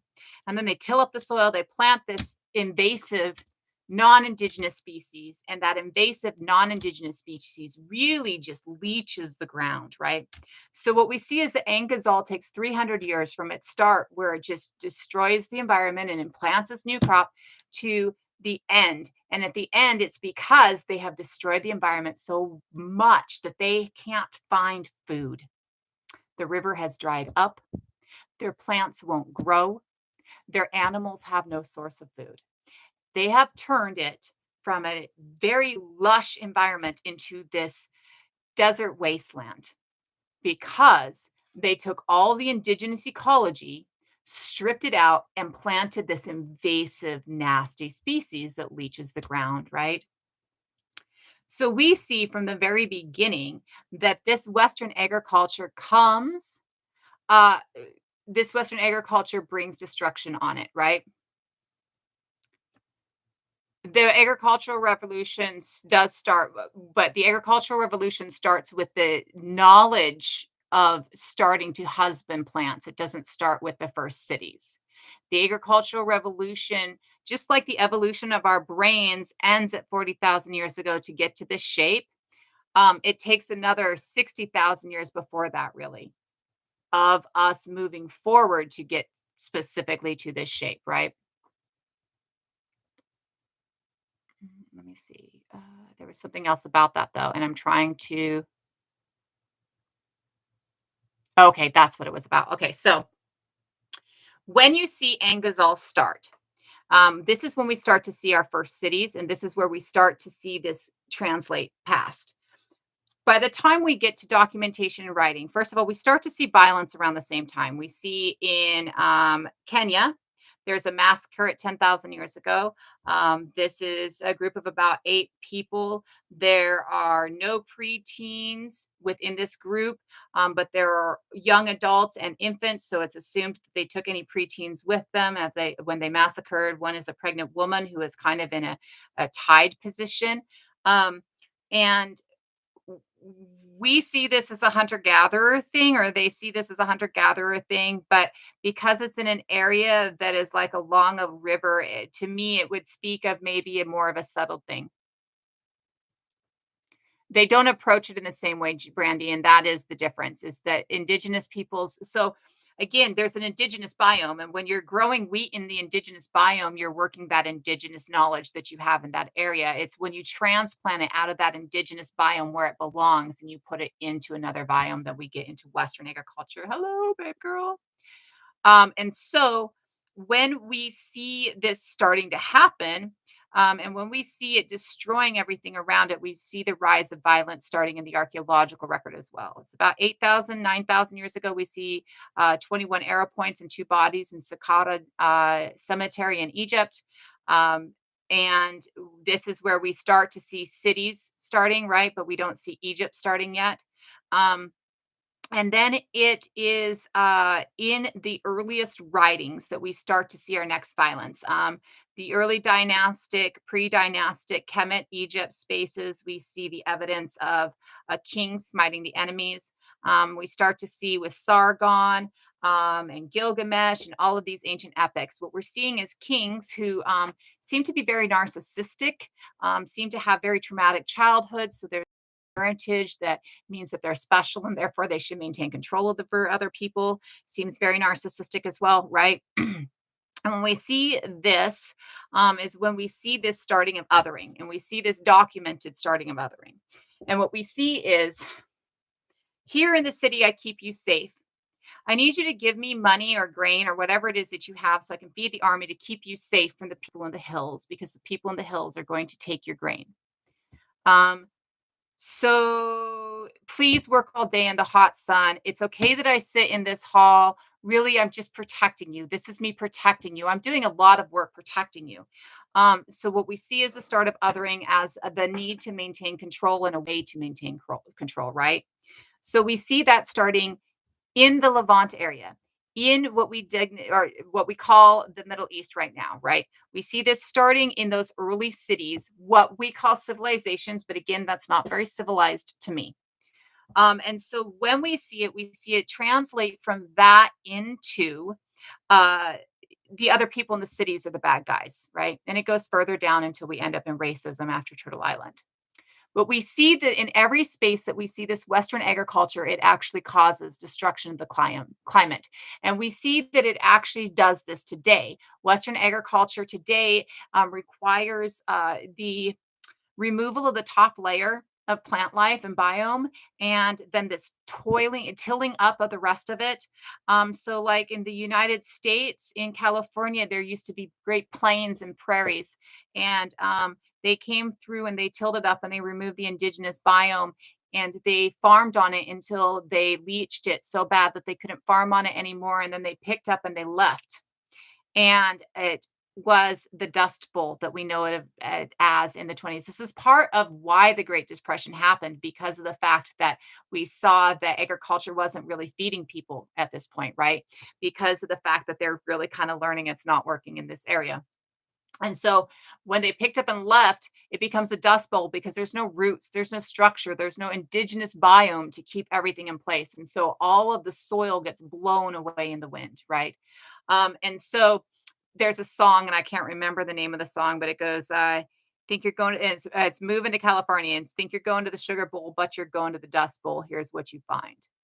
Um, so you see that this is what Western agriculture really does with the environment. But not only does it do that, this itself creates a food desert, right? But you also see that that desire to keep in place people also creates that scarcity thought process, right? So in the United States, we throw out millions of tons of food every month. We could feed the entire world on what we pull out of the ground in the United States. But instead of feeding the entire world, we decide that it's not pretty enough for the shelves, as well as the need to create scarcity so that we can keep people fighting and drive up prices and drive up profit. So we toss it all. Toss it all. We don't even turn it into fucking like our farmers don't even turn it into a compost that they can then refertilize the soil. So they instead, use chemical fertilizers, right? So they don't even toss it all in an ecologically sound way, right? And so when you look at that, you see this creation of scarcity, right? But we also see that when you do things like almost all of your diet is based on one substance, right? You create health problems like diabetes. You create health problems like celiac disease, right? You create health problems like gluten intolerance, right? Because 9 out of 10 things that you have wheat in them. If you're getting wheat a couple of times a week, you're good. If you're getting wheat, maybe even every day in bread, but you're also getting these other things, you're good. But if 9 or 10 things that you eat in a day is wheat and one thing that you eat is another thing, not so good, right? Um, well, and we want to say that it also mostly feeds animals and factory farms, but the thing is that wheat itself might mostly feed animals. Corn itself might mostly feed animals. But even then, we see that wheat and corn still make up the vast majority of our products on a shelf, right? Those two products really make up the vast majority of anything we have on a shelf, right? Well, and the FDA is, fucked up too, right? I'm totally down with that, right? But again, that is that control, right? That is that need to maintain control. That is, we've turned it into race. We turned our othering into racial, right? So the need to maintain control through othering, right? And a lot of times in the United States, we use it as immigrants. The immigrants are going to steal your jobs, not like your jobs are worth having, not like you would take them for what we're going to pay you because we're not paying you enough to live. But the immigrants are the reason that you don't have a job, not because I won't pay you more, not because I won't treat you with respect, but because the immigrants, right? Um, and we see that within race, right? Racism within the structural racism within the United States, right? And then we see the scarcity coming in, right? So we see the othering coming in as a method of control, and then we see the scarcity coming in as a method of control. And if we combine the scarcity and the othering, as well as combine our propensity to cause disease in our people, right, we maintain control over a population. You get the ability to maintain control over millions of people. It's the same things that they did with slaves, right? It's the same structural thought process that you see with slavery, right? Making slaves the other. So, people will turn them in if they're running, and then not giving them enough knowledge or enough strength or enough ability to unite, knowing that there's millions more of them than there is you. So if you give them any ability to, you will die. You're done, right? They'll overthrow you. They won't let you treat them like that. So if we understand that it is our government, first we have to understand it's our government treating us like this, right? First, we have to understand that it's the people on top treating us like this, because until um, pull anywhere from it, right? We're not going to be able to even see it. As long as we buy into the idea that it's immigrants that are doing this to us, as long as we buy into the idea that it's some other that's doing it to us and not our government itself that's doing it to us, and not our own voting, not our own actions, right? Our own complacency within a system, right? If we can, I'm going to put some of them on a t-shirt. Actually, I was thinking I was going to start doing that. But if we can understand that, right? If we can get past that complacency thought process, right? Past the confirmation bias that keeps us in our complacent space, right? If we can get past that, then we can see that. Um, until we can see that it's not the others that are causing this, we can't start to see that it is the government that's causing this. And until we can start to see that it is the government that's causing this, we can't start to see the food scarcity that's actually there. So you absolutely see where Western agriculture provides two of these needs of control that the government has, right? To maintain government, right? And so totally, totally. Um, and totally these are the problems. We can change it. We need to return to indigenous agriculture. Indigenous agriculture globally will actually returning indigenous biomes, returning indigenous agriculture, giving tending and control over the tending of the land to indigenous cultures and peoples will actually combat the climate destruction that's currently going on, as well as feed everybody. Indigenous agriculture fed 80 million people in North America alone when Columbus had landed, right? So indigenous agriculture, well, not when Columbus lands, when the Mayflower lands, there's 80 million people, and indigenous agriculture have been feeding those people, right? So you see that indigenous agriculture fed 80 million people here. We can absolutely figure out how to feed all of us here, right? We absolutely can use indigenous agriculture. We just have to, right? Instead of planting grass outside, why aren't we planting things like wheat and teaching people how to grind their own and dry their own grain? Right? Why not have a field of wheat outside instead of this grass?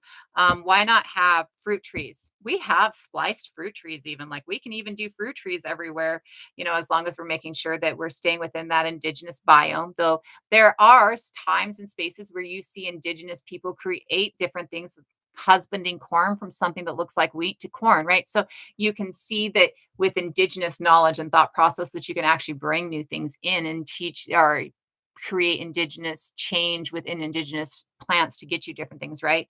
Um, so if we were to return it, there are plenty of ways that we could be feeding ourselves for free. We just all have to tend it and I'll have to be honorable and share it, right? Um,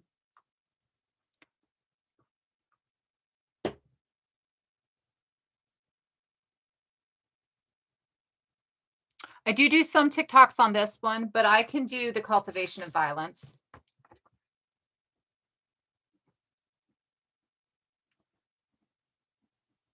So I've just finally figured out how I can do more cultivation.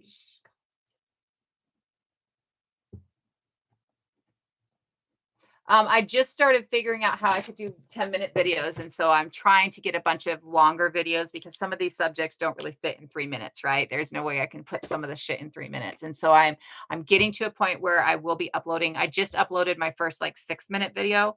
Um, so I am getting to a point where I'm figuring out how to do it. And I've got some new things going on right now that I'm trying to figure out that might actually get me to the ability that I can do it a little bit easier with my technophobe like issues, my Luddite issues, but I'm working on it. Yeah, garden lawns would totally cause panic because we're stealing. Well, and there are places in the United States where it's illegal, right? You know? Um, Well, and they don't want us to be able to feed ourselves. If we can feed ourselves, then they can't control us and they can't get money out of us, right? Which is another, food deserts, right? The need to control. All of this shit is based on the need to control, right? Now, all of this stuff really we can translate into so all of this stuff starts with othering, right? All of this stuff starts with that first agricultural cityscape. All of this stuff starts with this idea of a god king, right? Um, as we're moving along, we start to see the need to justify actions with religion. And so, as we're moving along, we see where religion starts to be formed as a justification, and we start to see early monotheism. In early monotheism, the first one we see is Akhenaten. And Akhenaten, it lasts throughout his reign, but then it dies, right? It's the sun god, the solar disk, becomes a monotheistic deity. And after his reign, this has been something that's pissed off Kemet throughout his entire reign. And so after his reign, they end up, getting rid of it. And I do have to state a couple of things here. Akhenaten was extremely inbred. This is why Akhenaten displays the features that he does in his in the wall carvings and his statuary. Um, his son Tut, you can see the extreme inbreeding within his son Tut. Extreme inbreeding leads to insanity. And it often leads to religious insanity, like often, like very often leads to religious insanity. And very often that insanity of religious insanity will lead to control religion insanity. We see this later on when we see the extreme inbreeding within the Habsburg dynasty, right? That it becomes a religious thing as well. So Akhenaten's insanity brings around the idea of a monotheistic deity. And I did hear that cursed. So once we understand that, you know, shit, I have a nail popping. Once we understand that monotheistic deity is coming from insanity, we can start to see it just a little bit different, right? A, B, we see that the Judaic people were in this space at this time, right? All legends of the Judaic people are starting in this space, right? And I believe we're looking at Ramses is what is considered to be the start of the Judaic people. But you're also seeing the ability to have this kind of translate over. And even in early Judaism, you do see that their deity is the only deity that exists. You see that their deity is a deity among others. And that early Judaism, their deity chooses them. Their deity decides that they themselves are the ones who must. I love the Habsburg jaw jokes, right? Like that's always a fun one for me. I like to say that Western not solid philosophy is as inbred as the Habsburg jaw, right? Because within Western philosophy and most Western thought process, if you can't cite it all the way back to this person who cited it back to this person who cited it back to this person in Greece, it's not considered factual, right? So I like to state that Western thought process is actually as inbred as the thought Habsburg jaw, because to me that really makes a lot of sense. And she probably didn't. Most people don't really know. But when we see that you have a people who are like, so there's no idea that that's the only God, it's that it's their God, right? And it's the best God, right? And that they're his chosen people. You see that this gets appropriated by people who are colonizing the Judaic people. And when it gets appropriated by people who are colonizing the Judaic people, it gets changed. So Yeshua, Christ, was a man who was trying to, overthrow the people who were colonizing him and trying to get his people to return to their older ways, right? Trying to get them to see, hey, we're not supposed to be giving money to the pharaoh, like that's not, or not to the pharaoh, to the Romans. We're not supposed to be doing that, like we're not supposed to be doing this, we're not supposed to be doing that. Why are you letting these people colonize us, right? That's not what God had said that we were supposed to do. Another person from the line of David, who this was the line of David's job, right? And so what you see is that Rome decides to appropriate this faith when they run into a member of a triumvirate trying to, and at war with the rest of the triumvirate, trying to create a singular rule. And in his need to create singular rule, he adopts a religion and he steals this religion, right? And in his need to create this singular rule, he makes this religion a state religion. He himself never follows this religion. Constantine actually was never a Christian. He was like, I think, baptized maybe right before death, like right before death.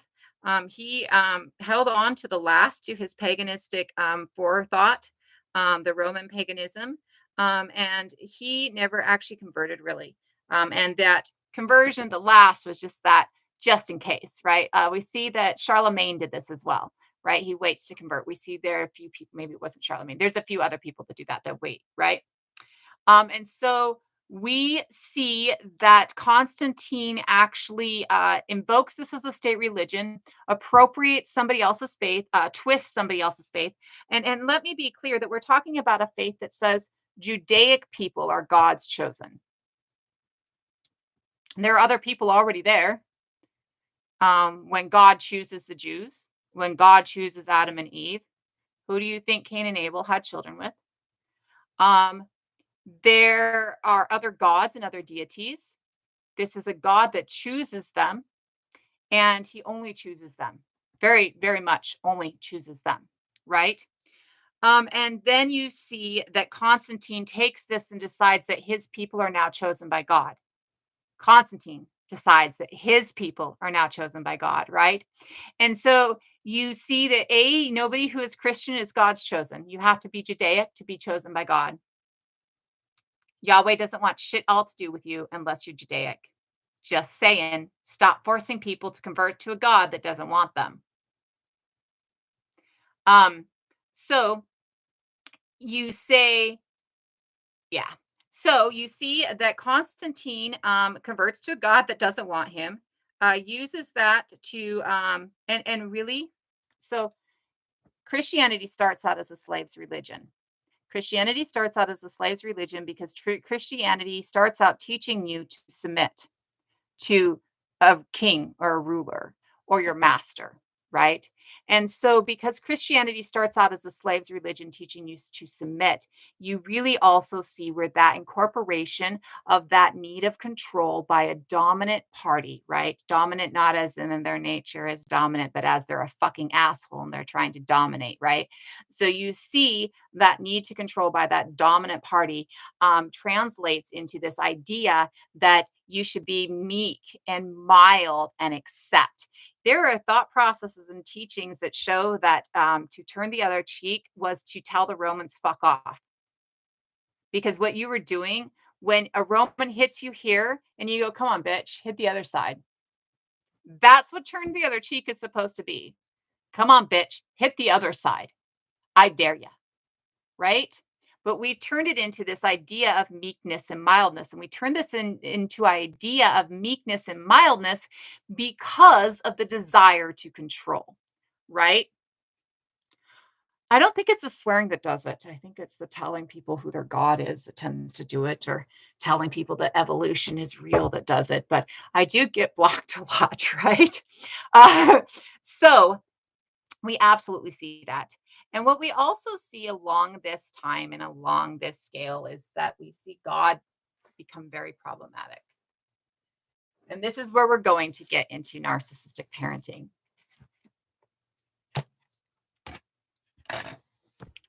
I use the New Oxford Annotated Bible, 5th edition, fully revised and expanded. Um, this has the Apocrypha and an ecumenical study.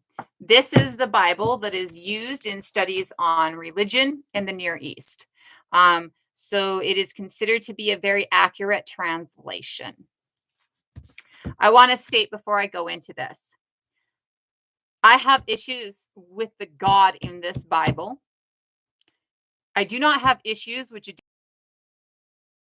this if you don't try and make everybody else act like it.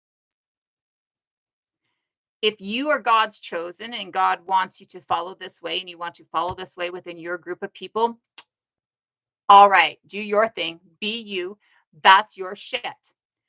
When I have an issue is when this God gets forced on people who he doesn't belong to. Okay? That's when I have an issue.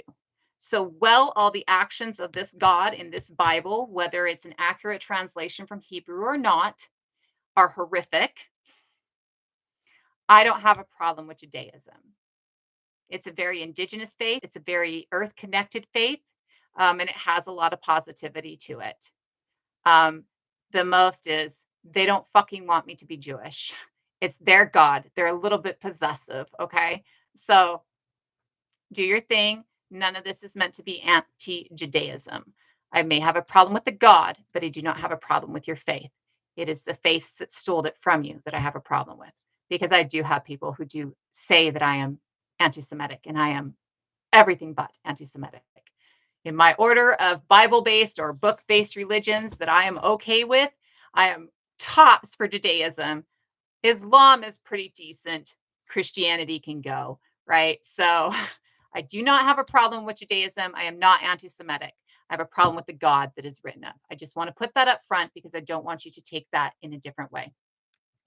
When you look at Exodus, you see, even within the earliest chapters of the Bible, that we are looking. It's not farming in the East. It's indigenous agriculture that is okay.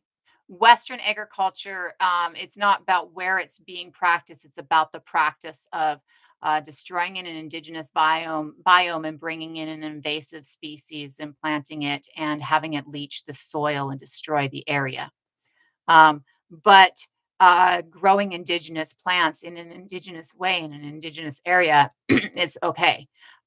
Growing wheat and growing crops that are indigenous in the area that they're indigenous to. There are places that wheat and barley are indigenous to, and in growing them in indigenous ways in those environments is perfectly healthy. It is growing them in non-indigenous ways.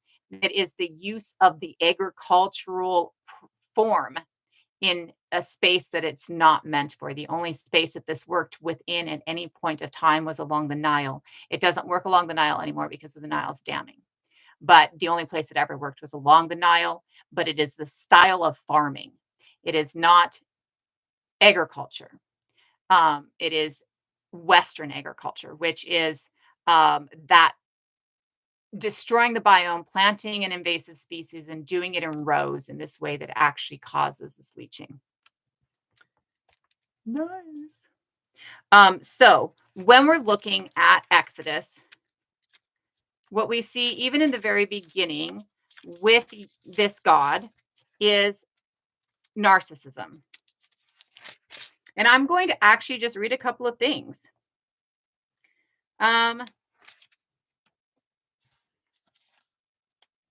I have to get to the point where we see him starting to deal with the Pharaoh.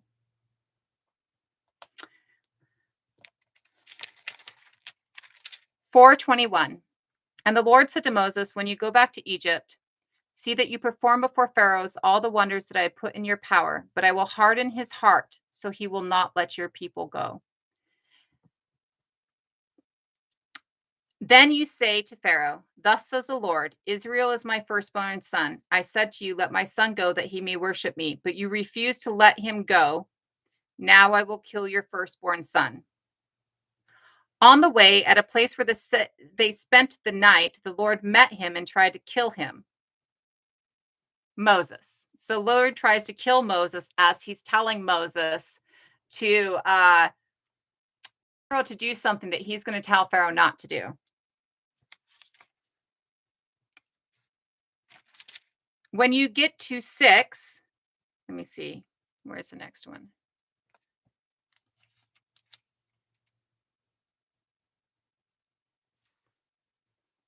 When you get to 7:3. In 7:2 and 1, you see, Lord said to Moses, see, I have made you like God to Pharaoh, and your brother Aaron shall be your prophet. You shall speak all that I command you, and your brother Aaron shall tell Pharaoh to let the Israelites go out of his land. But I will harden Pharaoh's heart and I will multiply my signs and the wonders in the land of Egypt. So every time you see that Moses goes, you see Pharaoh actually contemplates it. I'm trying to find the one of the ones that says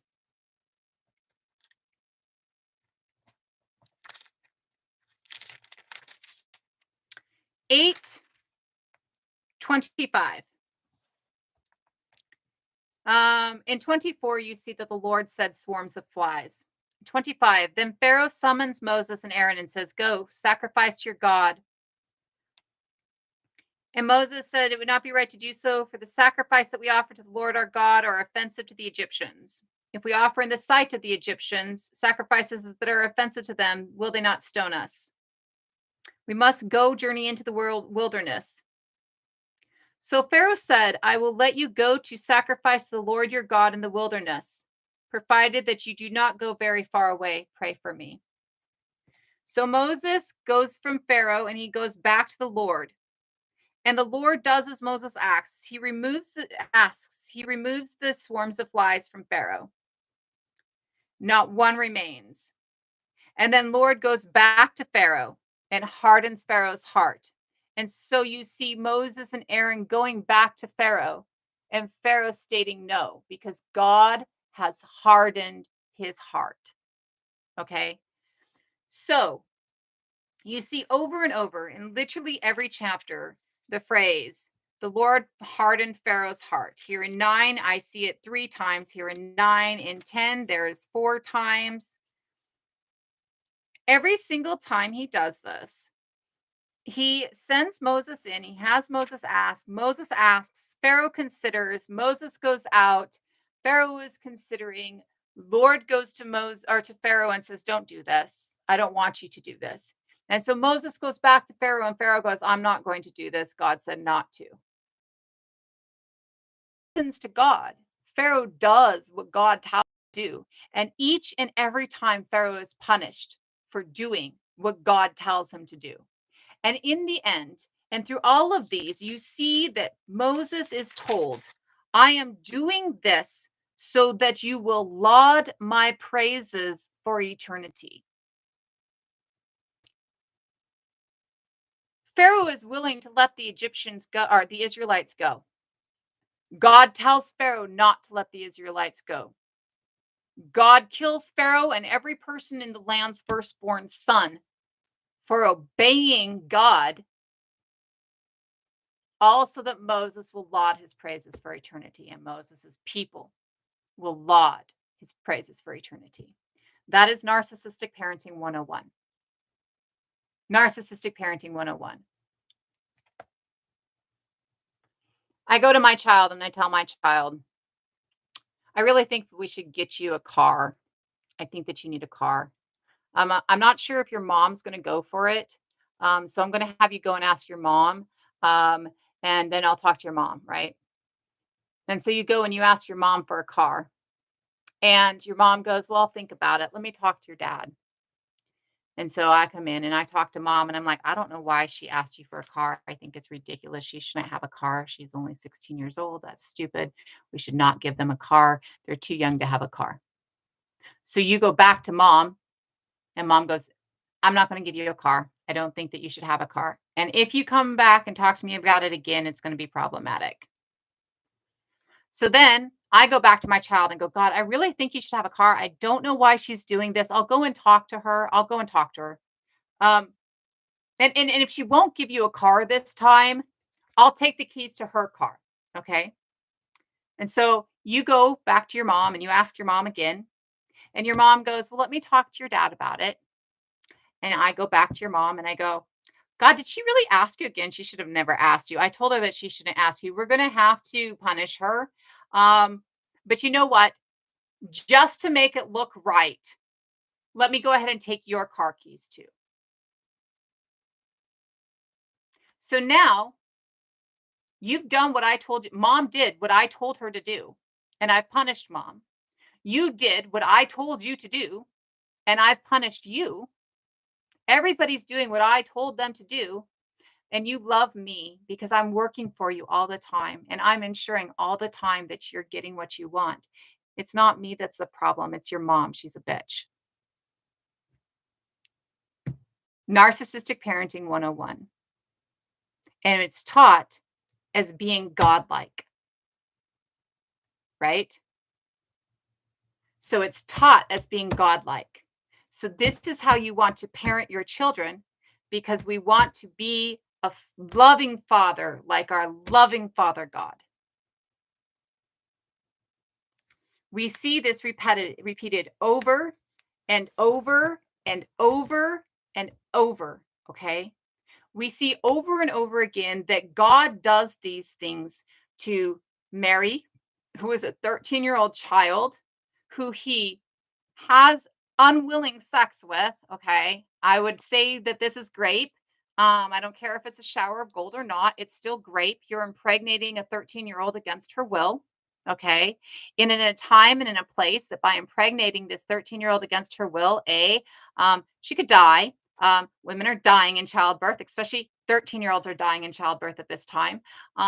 B, she could get stoned by her community. So she could die from that, ostracized, kicked out, right? So you impregnate a 13-year-old girl and leave her to face the horrors of your behavior, right? And then you take that son and you kill him so that you can forgive everybody else. Why do I have to kill one child so that I can forgive the rest of the children from doing the things that I told them to do? Isn't that love you too, beautiful? Isn't that problematic? Hello, hello, gong. Isn't that problematic? Like, isn't it problematic to have to kill one child to forgive all my other children? Sins that I made sins that aren't sins, gave them desire and then decided them acting in desire was sinful, gave them knowledge and then decided then acting in knowledge is sinful, gave them things and then decided their utilization of those things was sinful. So, and then you look at Job. We look at a person who lauds God, who is all for God, and in a bet with a being that God created. God created Satan. That is God's son. That is God's raising. That is God's doing.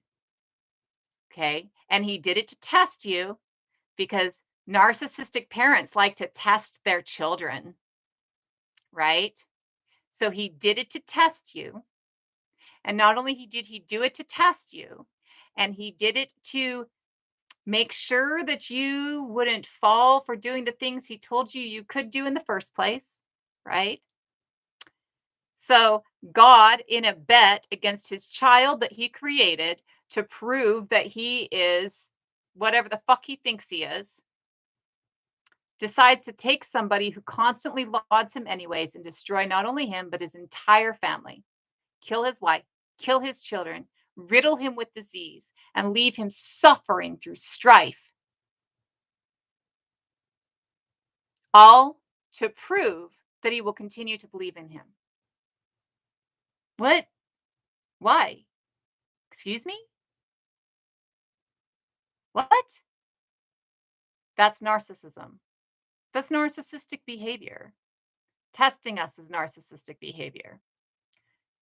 Front to back, it's full of narcissism. If you read it, I try not to too much. I've had to read some of it for different things. But if you read it front to back, that's what it is. And not only is it narcissism, but it's full of rape culture as well. So what we see is that toxic patriarchy starts within Greece society. The idea that so matriarchy and patriarchy both are not about one ruling the other, not about, all girls are okay and all boys are bad, or all boys are okay and that it is the family lines. And rulership through it, you don't see that it is generally one gender or the other that rules solely because of their level of intelligence being greater or things like that, right? We don't see that until we see toxic patriarchy coming into play. And we see toxic patriarchy coming into play with the ancient Greeks. And the reason that you see it coming into play with the ancient Greeks is because the ancient Greeks were pedophiles. They preferred young men to women. And because they preferred young men to women, and in fact, the greatest love in Greek language and in Greek thought process was the love between a man and his young male lover. Um, and so you see that because they were trying to justify, we like to justify shit with atrocious or justify our atrocities, because they were trying to justify their pedophilia. Um, and things like making their women dress like men so that they could have sex with them, because they were trying to justify that stuff, they create this dynamic in which males are superior to females, right? And they see that this translates through all of their stuff. It translates in their medicine. It's why we're still just broken men, even though, men are broken women, really. I mean, men are women that have adapted to just have a penis, right? We all start female. Um, all of this comes from that idea of toxic patriarchy. And when you see that the Romans appropriate that toxic patriarchy, Judaism is patriarchal, but it is not necessarily toxically patriarchal. When you see that Rome appropriates this toxic patriarchy and then they appropriate the Judaic religion, you see this combination of this toxic patriarchy within this Judaic religion appropriation, right? And so what you see is all of the things that talked about the wife of Jesus, Mary Magdalene, all of the things that talked about the kindness and love of women, the fact that there are just as many women walking with Christ as there were men. Early leaders of the Bible were all women. All of the very maternal and matriarchal parts of Judaism are cast out. And that's where you see half of these Bibles thrown out. Well, and again, I'm not saying that Judaism's not toxic. Um, and again, what I am saying is that I am saying that their patriarchy, it is of itself at this time is not it's not toxic. Okay. Um, there is a lot of toxic patriarchy within modern orthodoxy, right? And things like that. And again, I'm not saying like I do believe that their God is toxic, just like I believe that he's toxic in all things. But again, Judaism is a religion that is about them. They don't want anybody else involved.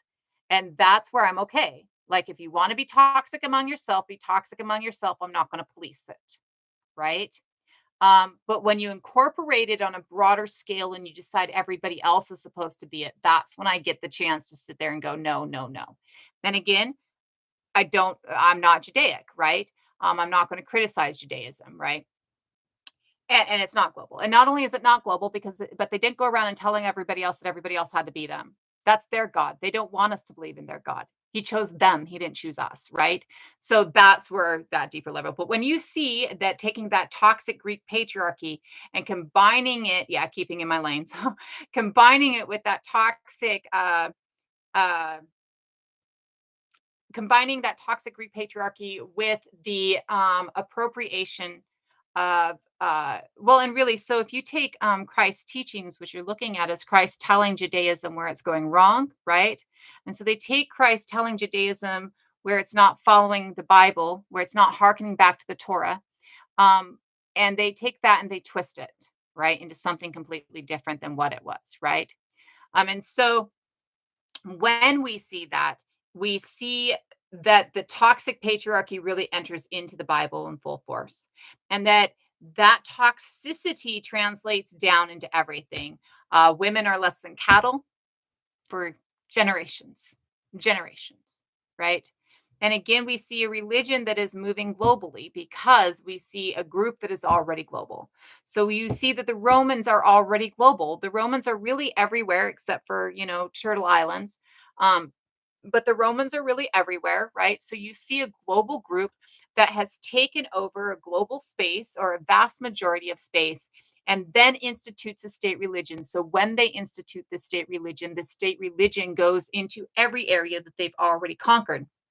So instead of being a small group of people in the Middle East that are God's people, this God is translated to an entire group of people that don't have nothing to do with them and who he doesn't want jack all shit to do with either. But it's translated in a different way, right? And so you see that that's where it just kind of goes global.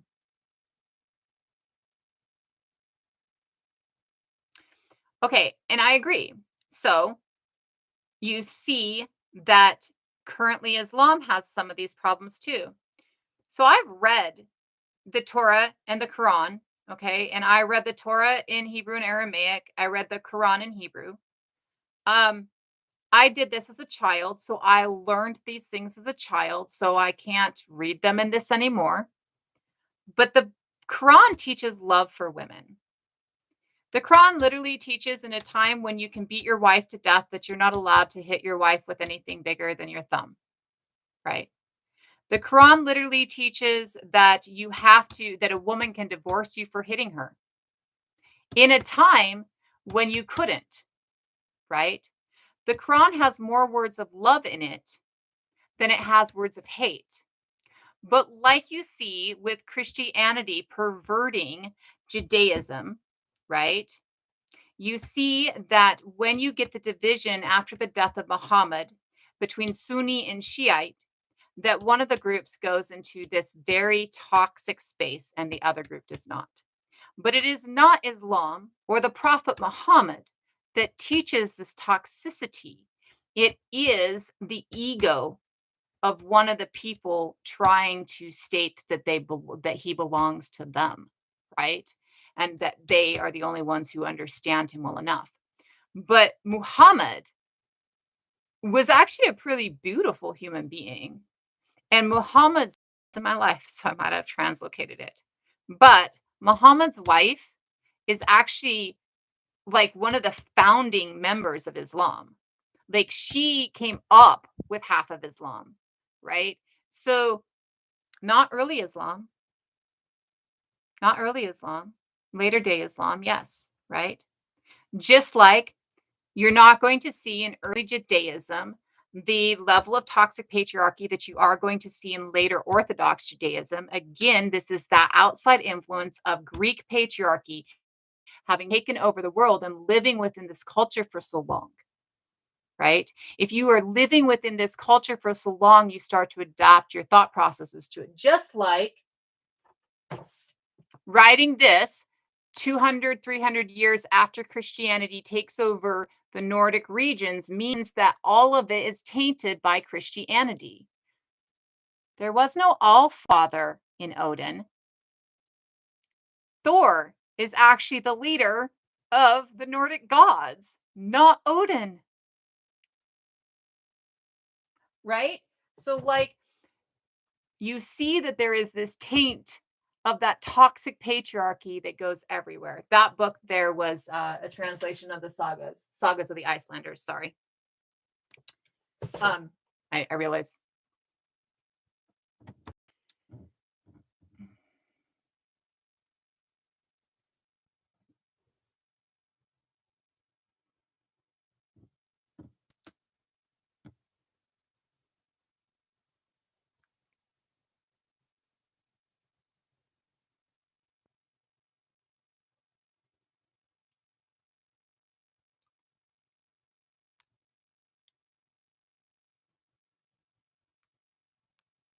Sorry, if a call comes in, it pauses me, and I hadn't turned it on to Wi-Fi. Actually, my knowledge, having read, is she was 9 when she was married and 14 when they consummated, which is pretty typical at that time, marrying younger and then being post-pubescence and consummation. Nobody really did a lot of consummation pre-pubescence. There was really not a lot of need for consummation pre-pubescence. And at the time, Muhammad had 4 other wives. She was like his 5th wife or his 4th wife, something like that. So he had plenty of other wives to have intimate relationships. Mwah. Have a great one. Have a great one.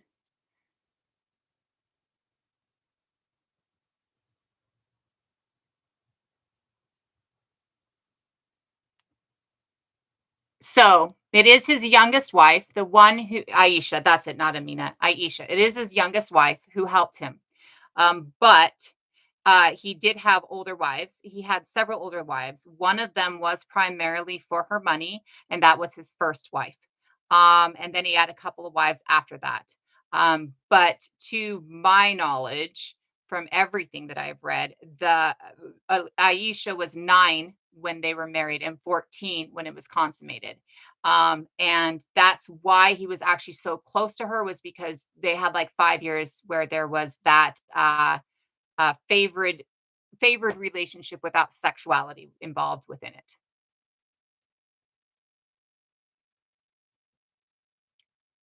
Well, I mean, he loved her greatly, but she wasn't able to do other things. Like, I think at that point she was too old when they got married to bear children, if I remember correctly. Um, and so, that had effect in it. And you can love 2 or 3 different women equally, in different ways, right? But it is stated that Aisha was his favorite wife, and that is why they believe that Aisha had so much contribution to the Quran.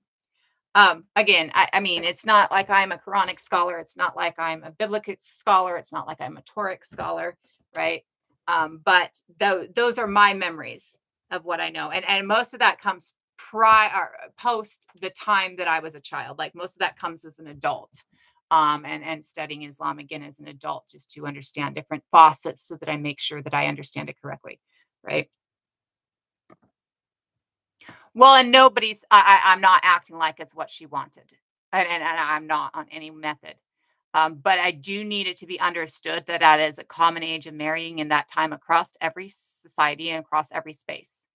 Um, and that puberty at this time is considered the start of childbearing years.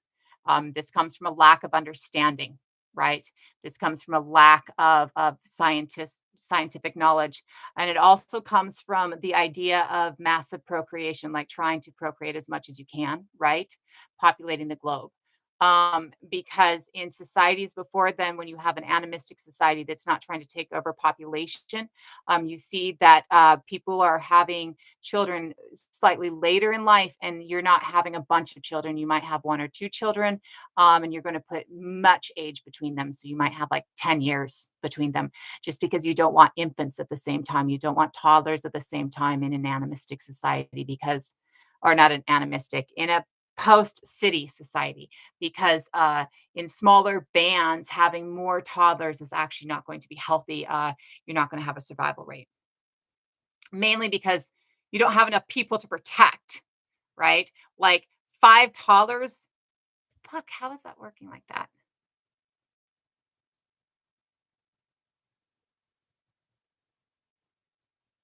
And this will be the last time it lets me pause it. I even have it turned off. I don't know why. It should have no calls coming in over Wi-Fi as well. I don't know why it's doing this. 1 second. I need to actually, I don't know if I can go into that to fix it. Um, if I go mute again, I'm going to have to pop up because it will only let me pause 3 times. I'm not sure why it's doing that. I apologize. We're going to have it set up over on the computer tomorrow, and from here on out, so that it won't be affected by my phone like this.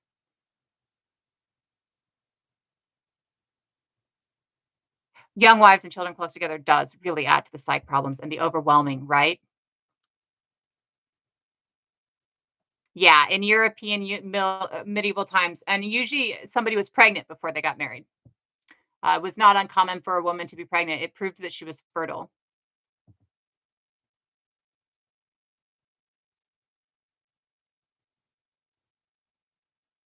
I did specify the difference between city versus, so what I'm saying is that in a time when you can't have too many children close together because when you do, you can't keep them all safe. Try running after three toddlers in a cave with an open fire. Who the fuck? I mean, you're not going to do that. One's enough. One's enough. And so if you have a band of 20 to 50 people, you're going to have that children aren't always you're not going to have any children really in the same age groups. They're going to be a few years between them so that everybody can provide care for them, right? Well, okay, so but we're talking pre-medieval times. We're talking 600. So Muhammad is 600. This is pre-medieval times. This is literally the Dark Ages, right? This is Rome taking over the entirety of humanity. Rome is marrying girls as at 14, right? This is pretty global, right? And Rome always married that young, though they wouldn't actually start. So they would marry at first blood, right? Pubescent, right? Um, this is actually pretty common, and also what you'll see is, okay, so, like, you might we consider it marriage, but what it is an exchange of a contract where you put somebody else in somebody's house so that they can grow up in that household. You see it like later on where you see like 2 year olds being married to 3 year olds. And the 2 year old goes and lives with the 3 year old family. Mary, Queen of Scots, married very young to the king to the Dauphin, right? And grew up entirely in France so that she could grow up within that court, so that she could be a good queen for that court, right? We see similar things like that, fosterage, like leaving at 7 to go and live with another family. So when you're seeing a marriage that young, what you're seeing is kind of this replication of fosterage, right? It is going to live with that family. There is not a marriage element to it. It's the contractual element, not the marital element. You don't see the marital element of it coming into play until puberty. So you are in a lot of places going to see it happen at a younger age, but not as a marriage, but as a fosterage. And you are going to see that you don't see any women being married prepubescently, as in mixed with, or being lain with prepubescently, had sex with prepubescently in any of these cultures. But you are going to see that. So actually, it's not until the later Middle Ages that we actually see, like the Tudors, we understand that Margaret Beaufort had Henry VII at 12, and it was that, or 13, and it was that young birth that actually fucked her up, and she was never ever able to have another child, and why she was so insistent that Henry wait until people were older, and why that's also why Arthur never actually consummated his marriage with Catherine, if they didn't. But that was one of the arguments put forward, was because she was so big on having that consummation happening later. Um, but again, this is not marriage as we see marriage. This is a contract. It is sending somebody to a home to foster. It is not, this is your wife. This is a child in your home that's being raised as a child in your home, right? We see specifically with Aisha that it was his first wife who raised her, who loved her as a child, right? Which also creates that dynamic within the family where there's a lack of hatred if you're looking at a fourth or a fifth wife, right?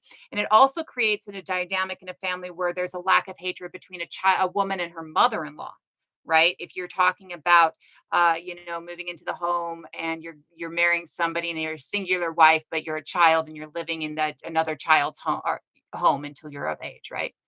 Um, Again, this is usually something done with royalty. This is done out of money. And the only reason that Muhammad was given Aisha in marriage is because Aisha's father was one of Muhammad's followers, and he actually was very like close to Muhammad, right? And so this is not something where you're seeing the average person going into this early. By the time you get to medieval times in Europe, what you're seeing is marriages are happening 15, 16, 17, 18, and usually they're happening, and that's everybody, right? And usually they're happening because some girl and some boy have fooled around and the girl got pregnant, right? Almost always you're seeing that marriages among the lower classes within European areas, or pretty much anywhere in this area, is a marriage of some form of love. And you're also seeing that there is presence of fertility before the marriage to prove fertility, right? I don't do a lot of scheduling just because it's hard. Um, it's hard for me to match the schedule sometimes. I'm trying right now to come in roughly around noon a couple times a week, probably mainly Mondays and Wednesdays, Thursdays, Fridays kind of stuff usually. But I also right now have a bunch of doctor's appointments during the day, so it does get a little bit sketchy. I do try and put out I will be going live today or a time that I'll be going live so that people can see it ahead of time. Um, and I'm also doing some morphing of rounda stuff and kind of switching up my schedule and trying to do some stuff too so that it actually can be more regular for me. Have a problem with regularity sometimes. Like for me, it can be very hard to have that. I'm not in a space where I have responsibility to children right now. And so, for the first time in my life, I don't really have responsibility to others. And so, I also have a lot of mental health issues that are going on. And so, between all of that, having the responsibility and the obligation when I can't, I can't get a job because of so many reasons. But one of them is the fact that like I'm not going to be obligated to anybody else at this point in my life. Like I just can't handle it right now. I am. I do take care of myself. That is very big to me. Self-care is important to me. So I am taking care of myself. Um, I need to smoke, but my camera's gonna follow me. Watch this on YouTube.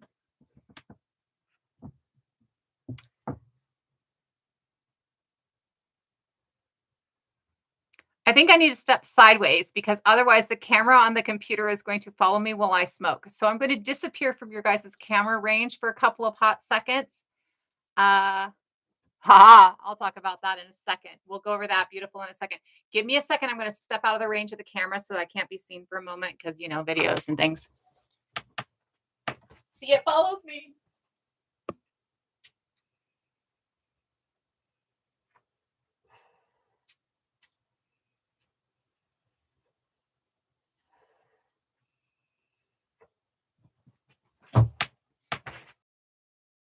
For YouTube people,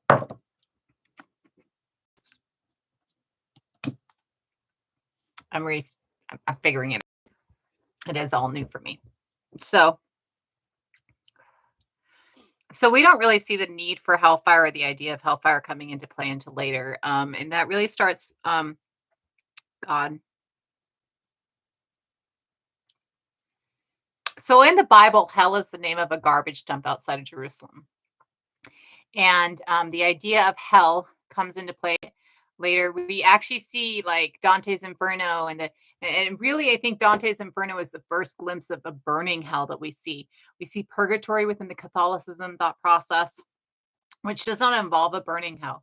And it's not until later, really, I think that we get hell come into play. And I often think that the word itself, hell, probably comes from Helheim, which is the region of the goddess Hel of the Nordic mythology, who rules the afterworld, kind of like so there are several different afterworlds in Nordic mythology, but the one that everybody goes to is Helheim. And then if you've achieved different things, either you've achieved greatness or you've been a completely dickish person, you might go to a couple of different spaces. Uh, Freya's Hall and Valhalla are the two places that you go for being great in battle. Freya gets to choose who goes where, and she chooses for her hall before she chooses for Odin's hall. Odin's hall being Valhalla. And then you see that there's actually a particularly icky place that you can go as well, and I can't remember the name of it or who the ruler of that one is, but there's actually another hall that you can go to that is not, the greatest. But Helheim is Hell's home, and so we honestly see the idea of hell as a word itself really coming later.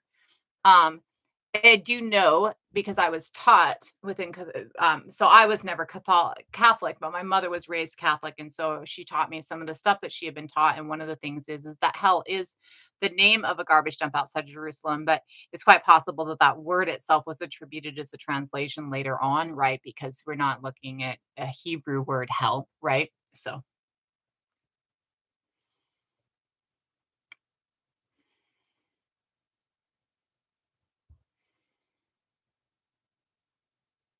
Dante wanted all the smoke. Speaking of smoke.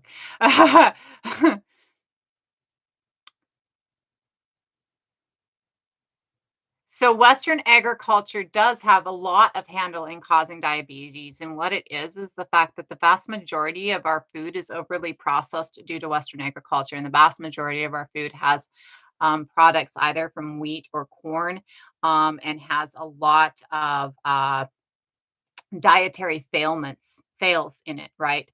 We're not meeting all the dietary requirements, right? Which can absolutely lead to diabetes. Diabetes can absolutely also be a genetic thing, and none of that is meant to shame diabetes, right?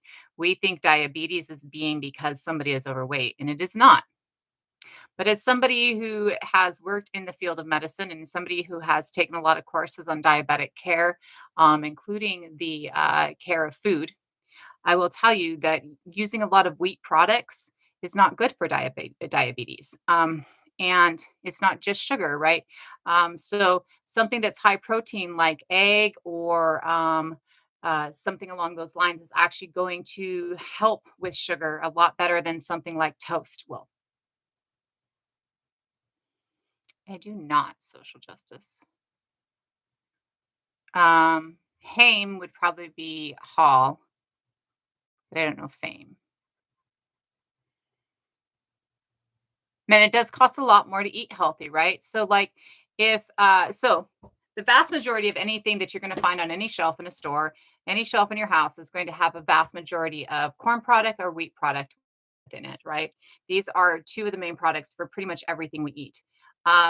And all of the things that we buy that are cheap, all of the things that we buy that are non-vegetable or non-wheat, or non-vegetable or non-meat, have some of this in them, whether it's corn syrup, hydrogenated corn oil, uh, this wheat product or that wheat byproduct. It doesn't really matter. Most of it has one of those things in it. And when we're looking at that, what we're seeing is that you're putting the vast majority of your diet into something that you were never meant to have the vast majority of your diet within. Grains are not a staple for our being, right? Meat is a staple for our being. Vegetables are a staple for our being. Grains are not a staple, they're an addition, right? And we're even seeing that as we change the food pyramid. It's no longer a food pyramid, right? So when we're looking at that, um, we see that overpopulating your diet with something that actually, like, the Romans ate so much grain product that it is thought that is part of the reasons that they were so much shorter than some of the other groups around who were eating high protein diets and therefore getting a lot of protein to their muscles and their height, right? Especially in childhood and infancy, right? Um, we talk about this. Greater caloric intake really goes to brain and then it goes to muscle development as you're developing the musculature, right? So when you look at that, we see that there's problems in what it provides us as well. It's empty calories, and so much of grain and wheat products are empty calories. And those empty calories that it gives us contributes to diabetes and a lot of other medical issues that we have, right? Um, when we look at indigenous agriculture, that is another thing that we have to understand, right? Indigenous agriculture not only makes sure that, honorable harvest, and having tended garden around you and tended biome around you, not only gives that, you take what you need, you don't take too much, right? That honorable, you take in the time that it's being pruned, right? So you take in the time that it's not dying, but it's the pruning time, right? It's the time to sleep, to hibernate before regrowth, right? And so when you take it within that time, it gives this variation to our diet. Hi, Wicked. It gives this variation to our diet. And in giving this variation to our diet, you're also getting things within your biome that you need, right? So when you have an overabundance of one thing that you eat, you're not getting the vast majority of the other things that our bodies need. Omnivoric pay from our plants and vitamin D from our plants. We need some vitamin C from our fruits. We need iron from our leafy greens. We need animal protein to develop our bodies better, right? We need all of these things. And because we need all of these things, when we hyper focus our food on one thing that's actually empty in its intake, we create diabetes, right? And I think that this is shown so much, especially if you have any understanding of what is going on in the United States, when you look at commodities and the reservation, because reservations have such a high amount of diabetes because commodities is heavily processed food. It has a lot of wheat-based stuff in it, and it has a lot of process-based stuff in it. Even things like cheese aren't very like animal product, and even things like the meats are have like soy or not soy, like corn or wheat within the solutions and the processing of it, right? And all of this very empty caloric intake, corn oil within the cheese, things like this, all of this very empty caloric intake actually can cause diabetes, right? And this is why we have such a high presence of diabetes because they're not getting foods that work for their bodies and the foods that they need. And when you're not getting the foods that work for your body and the foods that you need as a Homo sapien, your body starts going out of whack, whether it's you have a high presence of things like gluten intolerance, right? Or which is a development because of how much wheat we use, right? Or whether you have a high presence of things like immunosuppressed or immunocompromised diseases, right? Because of the body not having all the nutrients it needs for the immune system to work in the way that it's supposed to. Whether you have,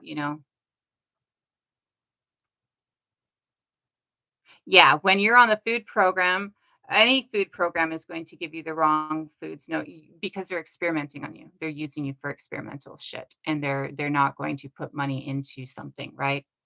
Um, we also see that with like, well, it's silver, so I'm not sure how it would give me lead poisoning. Can you explain how something that's silver would give me lead poisoning, Chris? And you should probably also, while you're explaining that, explain to me how lead poisoning itself would lead me to um, be able to explain science to you. Could you tell me that? Just asking. Give him a second, see if he's already gone. I mean, he might actually have something to say. Maybe he has some knowledge behind his head. Probably not. We all know probably not, but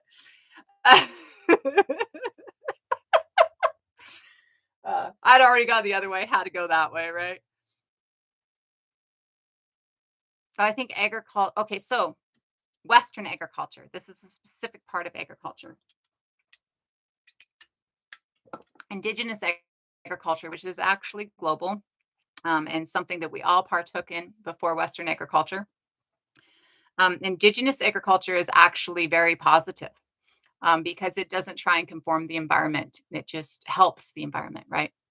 And when you're not trying to conform the environment, you're fulfilling your duty within the environment and that niche that you belong to within the environment of, uh, tending the environment, then you're actually beneficial both to yourself and to the world. Uh, and you're beneficial to your body, right? Because you're indigenous to that area, just as you've adapted to that area, plants have adapted in that area, the animals have adapted in that area, right? And so if you're in, say you're in this environment that has less sun, animals need vitamin D too, right? Deer will need vitamin D. Grazers, any herbivore animal is going to need a vitamin D content. Um, would be my understanding. I might be wrong, okay, but that's my understanding.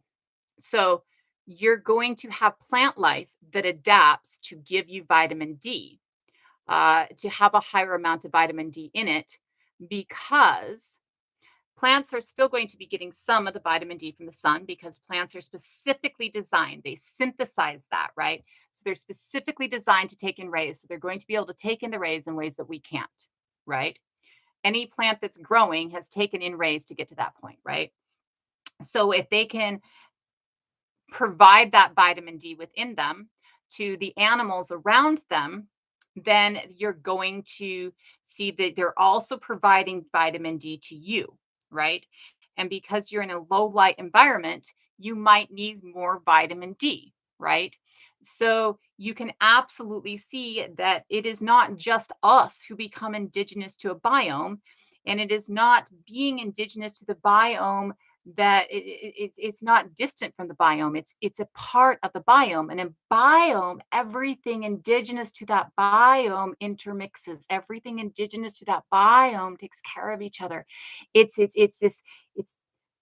this blend of all the energy and all the the things that matter, all the nutrients, all the it gives you the home, it gives you, everything that you need to subsist. That's what an indigenous biome does for an indigenous person, and we are all indigenous, right? We all are indigenous to this planet, right? We all have a space that our body has specifically adapted to on this planet. We are all indigenous, right? And that our ancestors' bodies specifically adapt to, right? And because of this, we all can see that indigenous ecology, which is an ecology that allows growth of indigenous things in indigenous space, right? Food wise.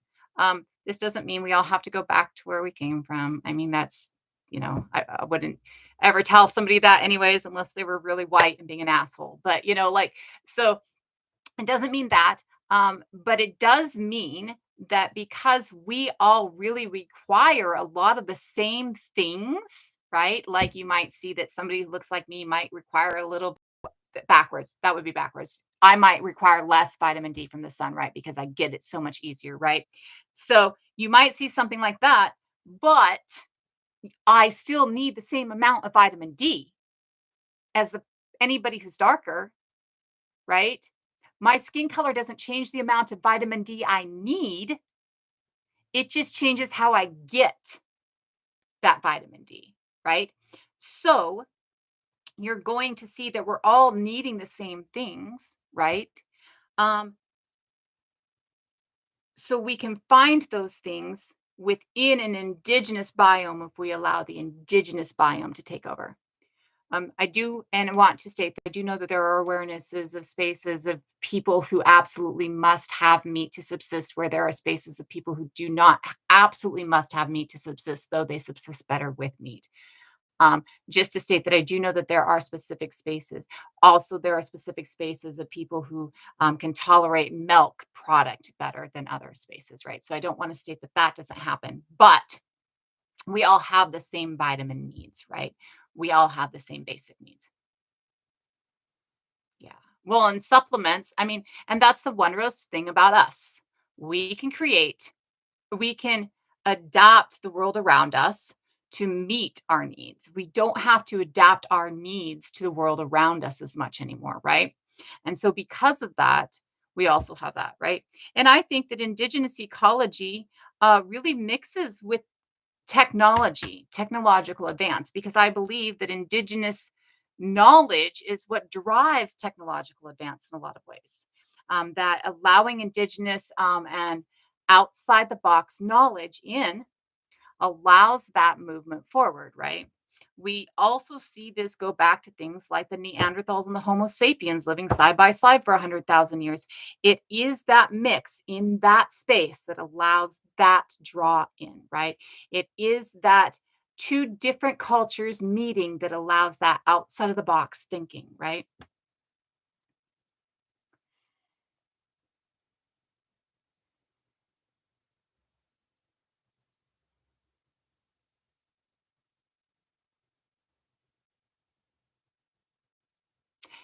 It's not that they need less vitamin D. Okay, so and that's the thing. So, first of all, we see that lactase tolerance is in two spaces. One is in West Africa. Okay. So We see that animal husbandry and the use of thank you, thank you. We see that I guess it's over here, isn't it? My computer is over there, so I can't. Anyways, we see that animal husbandry really starts in two different places. Animal husbandry, as in milk products. We see it starts in Europe, and we see, and I think it's northwestern Europe, and we see it also starts in Western Africa at the same time. East, yeah, Western Africa at the same time, right? And so, um, when we see that, it has nothing to do with the vitamin D. It has nothing to do with the milk, with the milk products. They actually add vitamin D to milk products because milk products don't necessarily have vitamin D in them.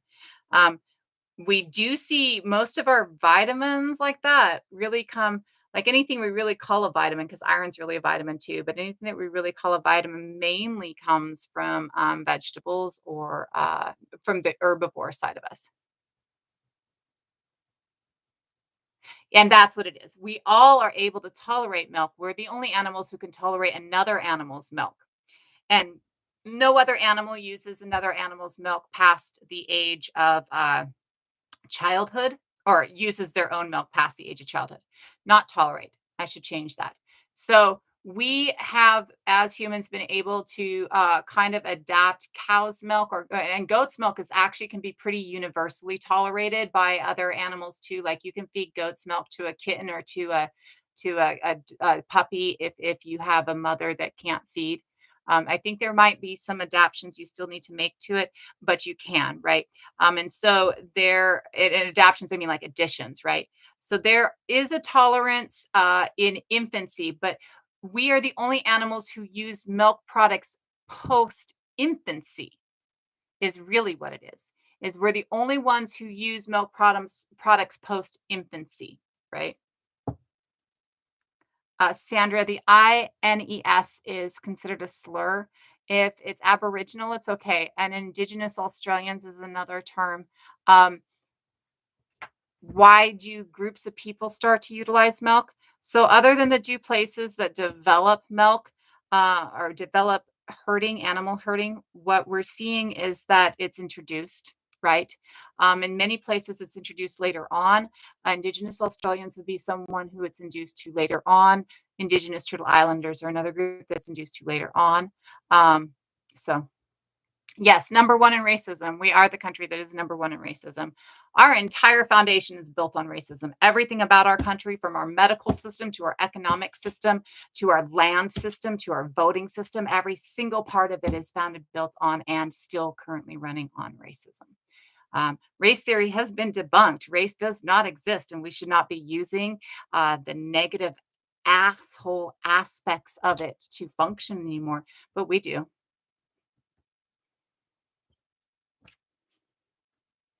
Thank you, thank you. Thank you, thank you. It's okay, Sandra. So many of us don't know things, right? So many of us don't. I mean, I try to constantly make sure that my words aren't harmful to others. And there are some exceptions, like I'm going to cuss. I'm just going to cuss. I just am. It just is. It just is, right?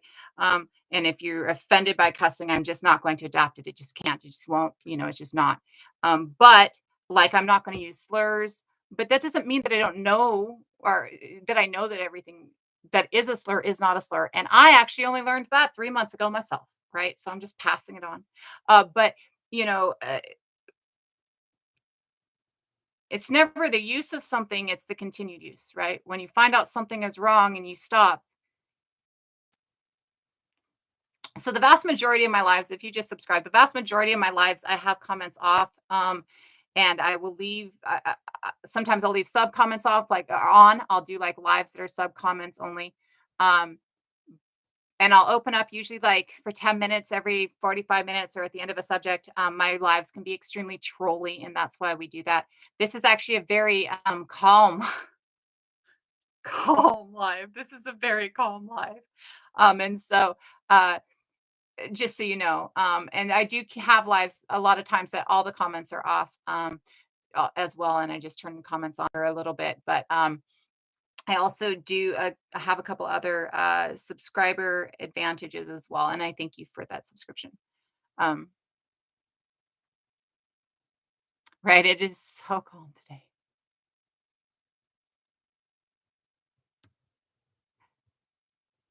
So we can absolutely grow our own food within tiny spaces. I think that that's really so I think the best thing that so I'm biased in a lot of ways. I think, they have you can 3D print a hovel, 3D print a tiny little like dome that you can live in that you can put earth over, right? That you can they're always on point. They're pretty good. Uh when you they have like they can 3D print hovels now. You can 3D print houses now. But the hobbit hovels, you could, you know, you put them down and then you put earth over them. You can create homes that aren't disruptive to the earth itself, right? And so if you can get away from the idea that we all need 2,400 square feet to live in, get away from the idea that we all need all of this shit. Because I mean, really, and all, because I know me too, right? Um, that we all need all of this stuff, right? Get away from the idea that we all need all of this stuff, right? Which we absolutely have the technology to do that. We have the technology to change how we're doing our batteries so we're not destroying the earth. B, we have the technology to translate it all into one device so we don't have 2,000 different devices on us, right? Um, so we can do that with those kind of things, right? So that we're getting less of the thousands of different electronics we have, right?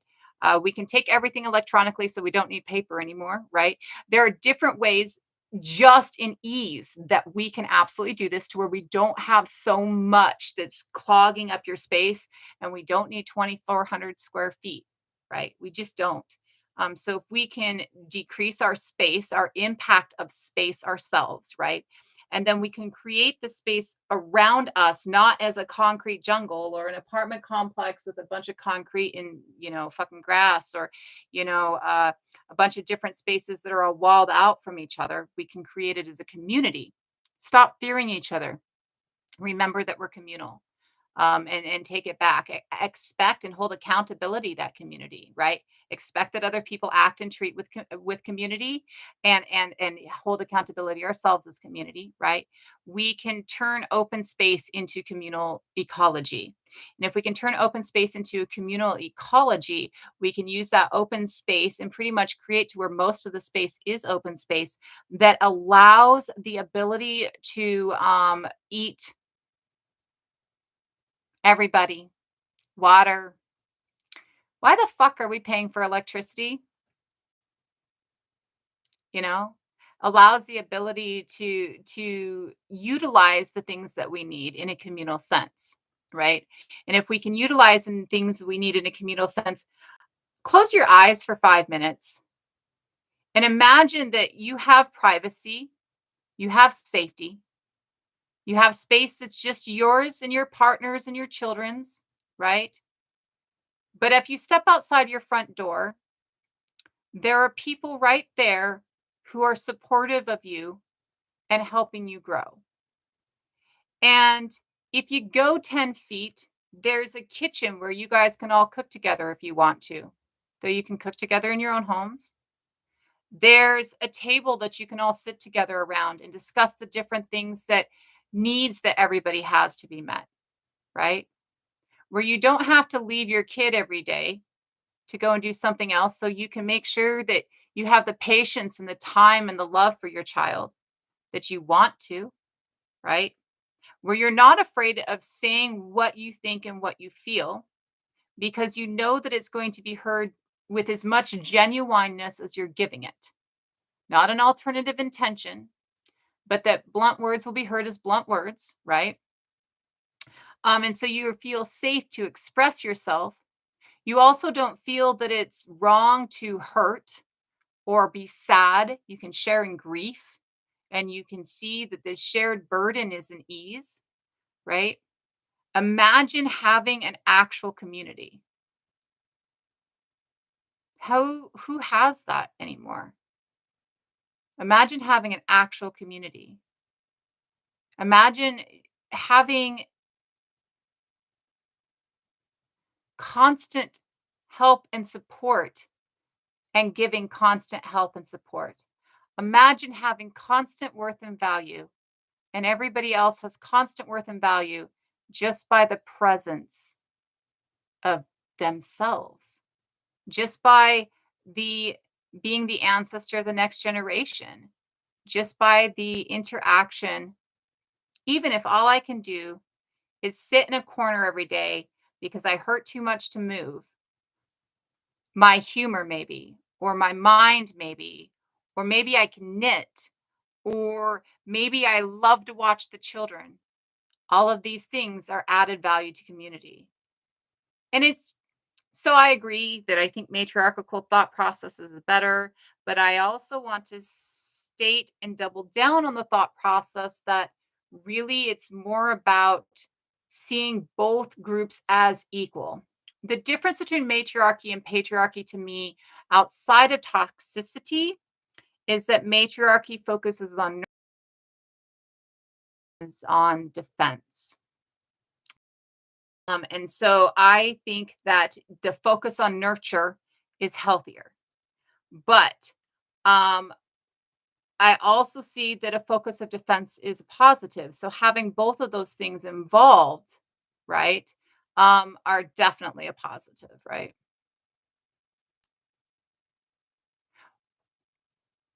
Well, and that's the other thing. I mean, so many of us, I know, I was talking to the person who's doing my counseling for my PTSD, and they're very young and very new in the field. And they also very seem to have had a little bit more of a mainstream life.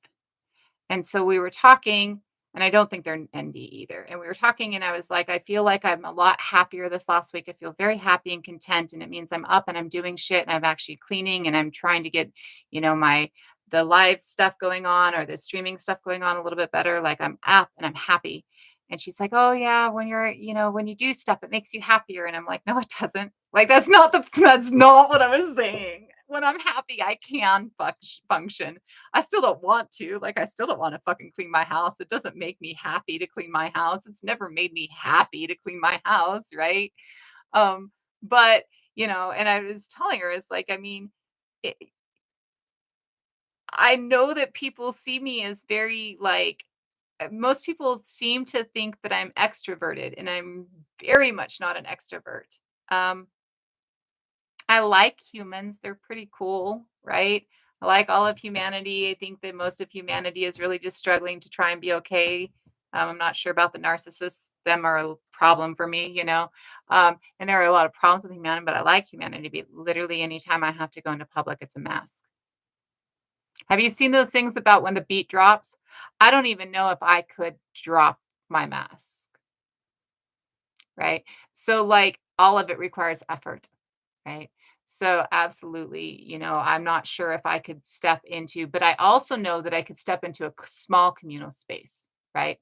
Like, so as long as I have my safe space, as long as I don't have people constantly in, and that's why I state you have the kitchen that you can co-cook in, but you have the kitchen in your space. You can eat out there in that group or you can eat in this space, right? You're still giving value, right? You're still giving value. You're still bringing value, right? Just your presence is a value. You don't have to be in the middle of with your presence to be value. Your presence is a value. Maybe the only value you get is that when you go out during the morning walk, when nobody else is up and you can be all by yourself in this space and talk to the animals and talk to the plants, you do a good set of pruning, and so you bring in, what you aren't going to use because you want to make sure that you don't take more than you're going to use, or anything you take is being used. So you might take, maybe when you're out gathering, tubers that morning, you gather enough for you, but you also gather enough for the group and you leave it on the table and then you go back in your hovel, right? You go back in your little hobbit hole, right? So you don't have to be out and talking and active and masking and showing, all the time to be a part of community, right? You can be introverted or need safe space and be a part of community, right?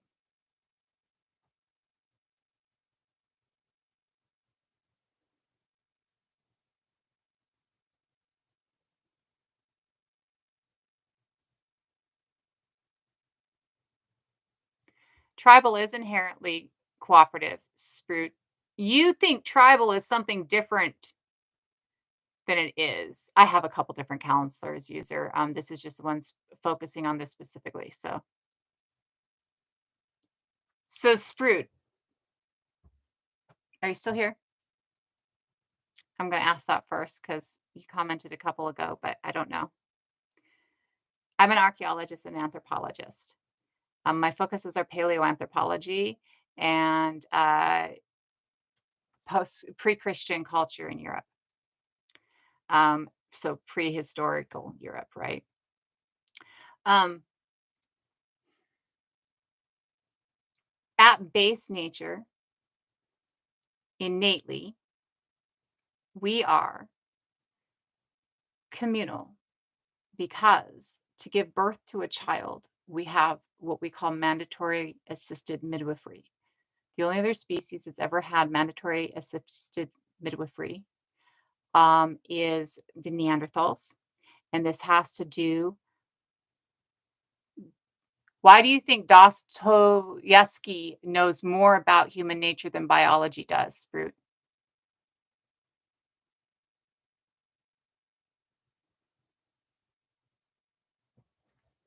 I'm gonna let you expound. I want you to tell me really why you think Dostoevsky, taking everything back to the ancient Greeks like everybody else does, knows more about human nature than biology knows about human imperative and human need.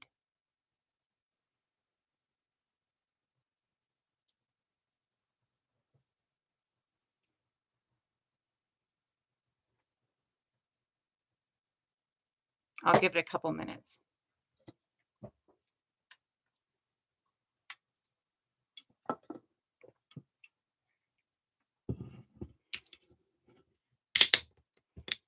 I'm going to give you the biological, the scientific of why we are innately something. And I want you to identify first why you think that some old philosopher that was part of a philosophy that is inbred as the Habsburg jaw, told you we'd say that at least once, uh, is more knowledgeable about what humans need innately than biology is on what humans need innately.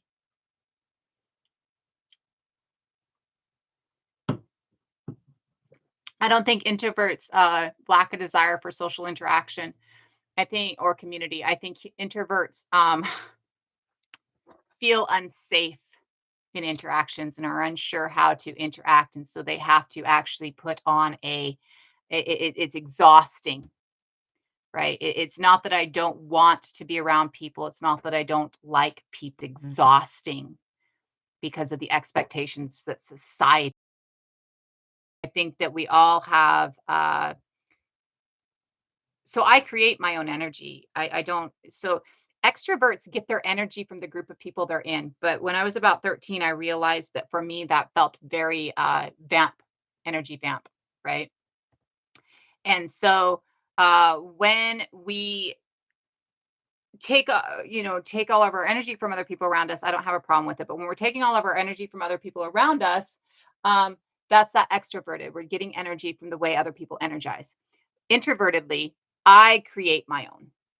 I do. I can feel it creating. I create my own. I can't even take it for plants and animals and stuff like that. Some introverts can, but literally I have to create my own, right? Um, so not only do I have to expend that in the process, because when you're in an extroverted situation, everybody is expending energy into each other. So not only do I have to expend energy that I have to recreate myself, but I also have to make sure that I match your energy. And I also have to make sure that you don't think I'm weird, that I read your emotions, right? Which some of this probably also has to do with ND. But so when you look at that, you see that it's not so much that introverts don't want to be around other people or don't like other people. It's that it's not safe and it's really exhausting all the fucking time, right? It's really more of this fuck. I don't have any more to give. I need to go back there and create some more so I can go back out and give it to you because I can't take it from you, right? And I'm not sure if that's how consciously all introverts feel. And I'm not sure if I'm an introvert or an extrovert. I'm not really I don't think I really classify as either, but I would state that I live in my house. I don't like to leave my house. I'd rather be alone, right? Because of those things, right? But and it's a have to recharge. And anything I've ever heard from somebody who feels like an introvert, it is a need to recharge. It is not that you don't like people, it's that you're not gaining your energy from people. So if you're an extrovert and you're gaining energy from other people, and that gaining of energy means that you don't have to recharge as much. But when you are just giving energy and you can't gain it in return, you have to have that period, right? Thank you, Jesse. And quarantine makes introversion much more intense. 2020 made my introversion much more intense. And then I have to tell you, like, the way people behaved with corona made my introversion much more intense. Um, I had a lot of times where just walking around or just doing everyday activities, I was attacked by people verbally. Just big people, big men, bigger than me, screaming at me, running into me. It happened over and over and over again. And so it really doubled down on that introversion, right? Selfish is important. We should all be more selfish. Sprout. That's completely incorrect. In all the history, when two tribes meet, they usually killed each other. That is completely incorrect. It is not until we get to cities and civilizations that people are killing each other. Not until two cities are meeting do we see where everybody's killing each other. Not until two settled groups are meeting and arguing, well, or in the start, one settled group trying to control resources, do we get any violence in the archaeological record? Or and of course, violence in the written record doesn't start until that at all, right? So we don't see violence in a written record until we see cities. Tribes are communal. Tribalism is very communal. It's an animistic thought process. And animistic thought process is very communal. And it really doesn't have the need to kill other things or other humans, right? And it doesn't kill outside of its need, like for food, right? So we don't see violence start until 10,000 years ago. That is our earliest violence, and it is not tribal, it is city based from the very beginning. It is settlement based from the very beginning. So you are completely wrong. Next, because I saw that you had quite a few opinions.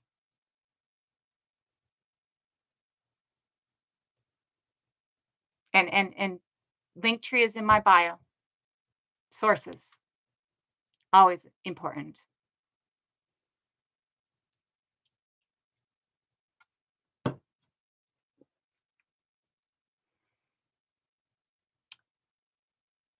Yes, I do think 10,000 years of human violence has changed us as a species, and the fact that I think that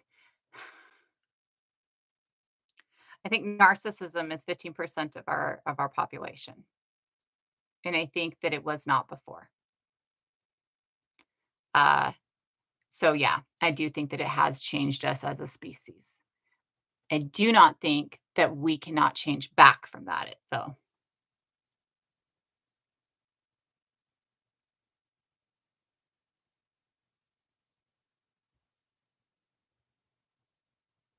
I know.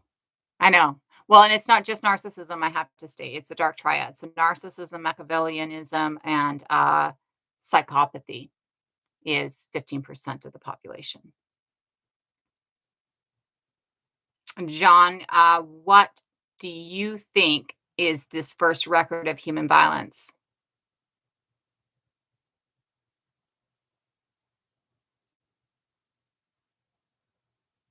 Tell me the title of the article.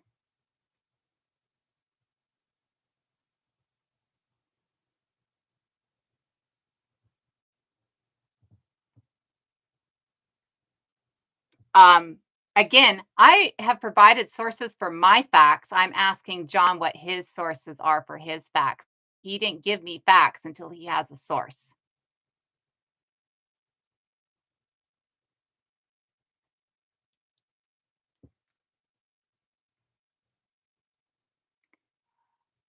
Brandolin, I would state that might be possible, but I don't think the dark triad is coming from that. I think the dark triad comes from the breeding with royalty, megalomaniacs sometimes, and often psychopaths. And so are with lack of empathy. And then we all had to breed with royalty to try and get out of the fucking dirt and the mud that they were killing us in. And so that's why I think that we have more narcissism. Sprout. They all exist because of stratification within society and otherism. All of that exists because of stratification within society that starts in Angazal 9,000 years ago in Jordan. They all exist from those. John, you still haven't given me a source of 150,000 years ago. You haven't even told me where it is so I can go and look it up. Nobody said shit about starvation, Sprout. Though, no, there is way less starvation prior to agricultural cities than there is after agricultural cities. There's also way less disease prior to cities than there are after cities. There's also a lot more science and a lot more medicine because we lose science and medicine when we get to religion. And we have science and medicine going back to the Neanderthals, and science goes back to Homo erectus. Uh, but yeah, starvation was much rarer prior to cities.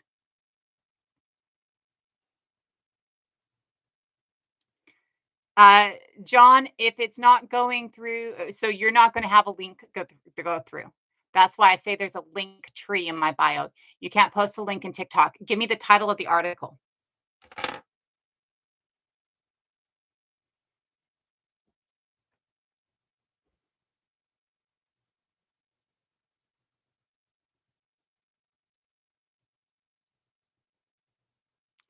They stamped it out because science is questioning God and medicine was playing God. And so you didn't want to question God or play God because they'd kill you. And so they stamped out science when you see Christianity taking over as a state religion for Rome. And so you see that it's lost in any space that is ruled by Rome as the center of religion for the next 1200 years. Sprout, again, all of my sources are in the link tree in my bio.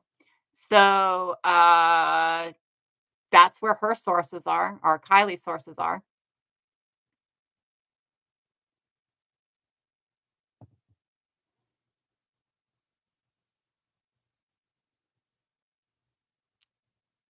Screaming at the top of your lungs in cap locks all these random words does nothing for anybody. That does not make a statement. It is not a question. It's just a bunch of caps.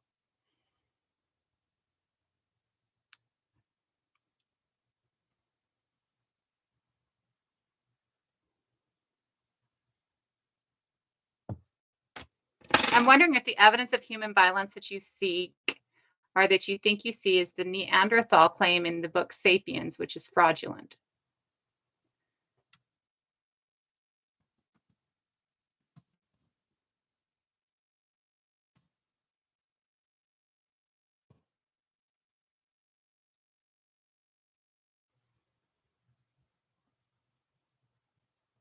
I see what you're saying. Uh-huh. I see this. Let me look at this. An individual who lived between 150,000 to 200,000 years ago suffered blunt force trauma to the right temple, possibly from being hit with a projectile. That doesn't say jack shit. Definitive evidence of human on human violence is a massacre in Kenya 10,000 years ago, is 21 arrow points in two bodies at 9,000 years ago. Evidence of there is, and there is at 20 to 30,000 years ago, there is a point, a spear point in somebody's thigh. But this doesn't necessarily mean violence. This could mean hunting accident. Okay. It could mean I slip when I'm flint napping in beds. It doesn't necessarily mean violence. So this could mean that somebody was hit with a projectile, though there's not a lot of projectiles around during that day and age. In fact, I don't even think we have atlatls that early. Um, but it also, and I'm looking at this, I'm looking at the fracture on the skull. I was a radiographer before I did archaeology. And so I'm looking at the fracture in this picture. And what this is a dent in the skull, basically. That doesn't necessarily mean it was a projectile, right? So there's no evidence of what looks like a cut or anything that would double down that it was a projectile. You can be hit by a smaller rock, or you had have bumped into the roof of your cave, including like a staglite, right? And that's why they're saying possibly from being hit with a projectile. They have no evidence other than their interpretation uh, that it has anything to do.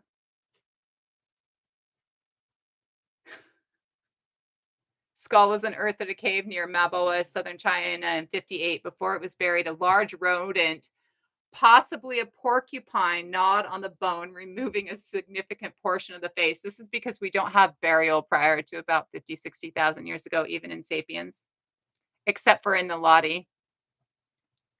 Yeah. So that could be a saber, that could be a tusk, right?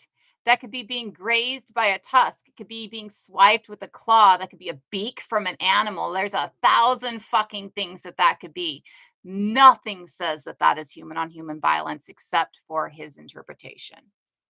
Oh, I can do that. Yeah, sorry. Let me pull it back up.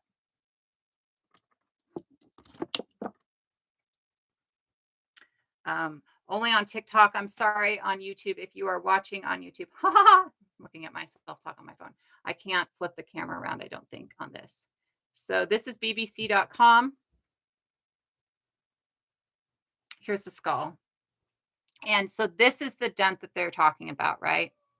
And see, it's got this curve to it. So it's not necessarily a sharp point that you can see, but that doesn't indicate any sharpness of a curve. I mean, like, it just doesn't do that at all.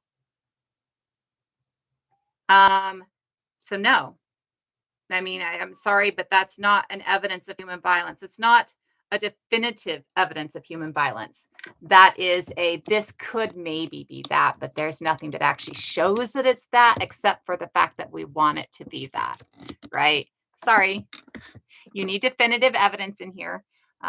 Possible or maybe doesn't work very well for me, because we're talking science, right? We're not talking religion or belief. We're not talking your thought processes. We're talking science. So definitive.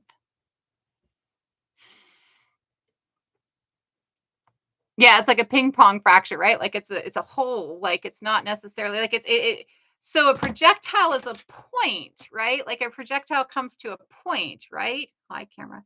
Projectile is going to come to a point. Um, it's not going to make a rounded bottom skull, right? Or rounded bottom anything, right? This might, right? Like uh being hit with or bumping into something might a fang or a tusk, actually the tip of that isn't often very razor sharp, right? So that's way more of a possibility than a projectile, which would be razor sharp, which would not create that circular pattern that you're seeing with that. So nothing with that states projectile. That's somebody's want, confirmation bias. So the reason that I state that I don't think that we're attacking and murdering each other as much as anybody wants to think we are, and I'm not saying that there's absolutely no violence going on at all. I'm positive of that. But the reason that I'm stating that I don't believe we're doing as much attacking and murdering, or really even a lot of attacking and murdering, there might be a random here and there, is that we lived side by side with the Neanderthals and the Levant for 100,000 years. And we bred with 7 other species. We have 7 other species in our DNA. Every time we saw a different species, we fucked it. We don't fight. We like to have sex with and breed with things that are unusual. We also like to live with and have We brought dogs into our homes. We brought cats into our homes. When we see something different from us, instead of killing it, we have a tendency to go, "Oh, you're so cute," or "Hey, baby, what's up?" That's what we do. And we literally have 7 other species in us.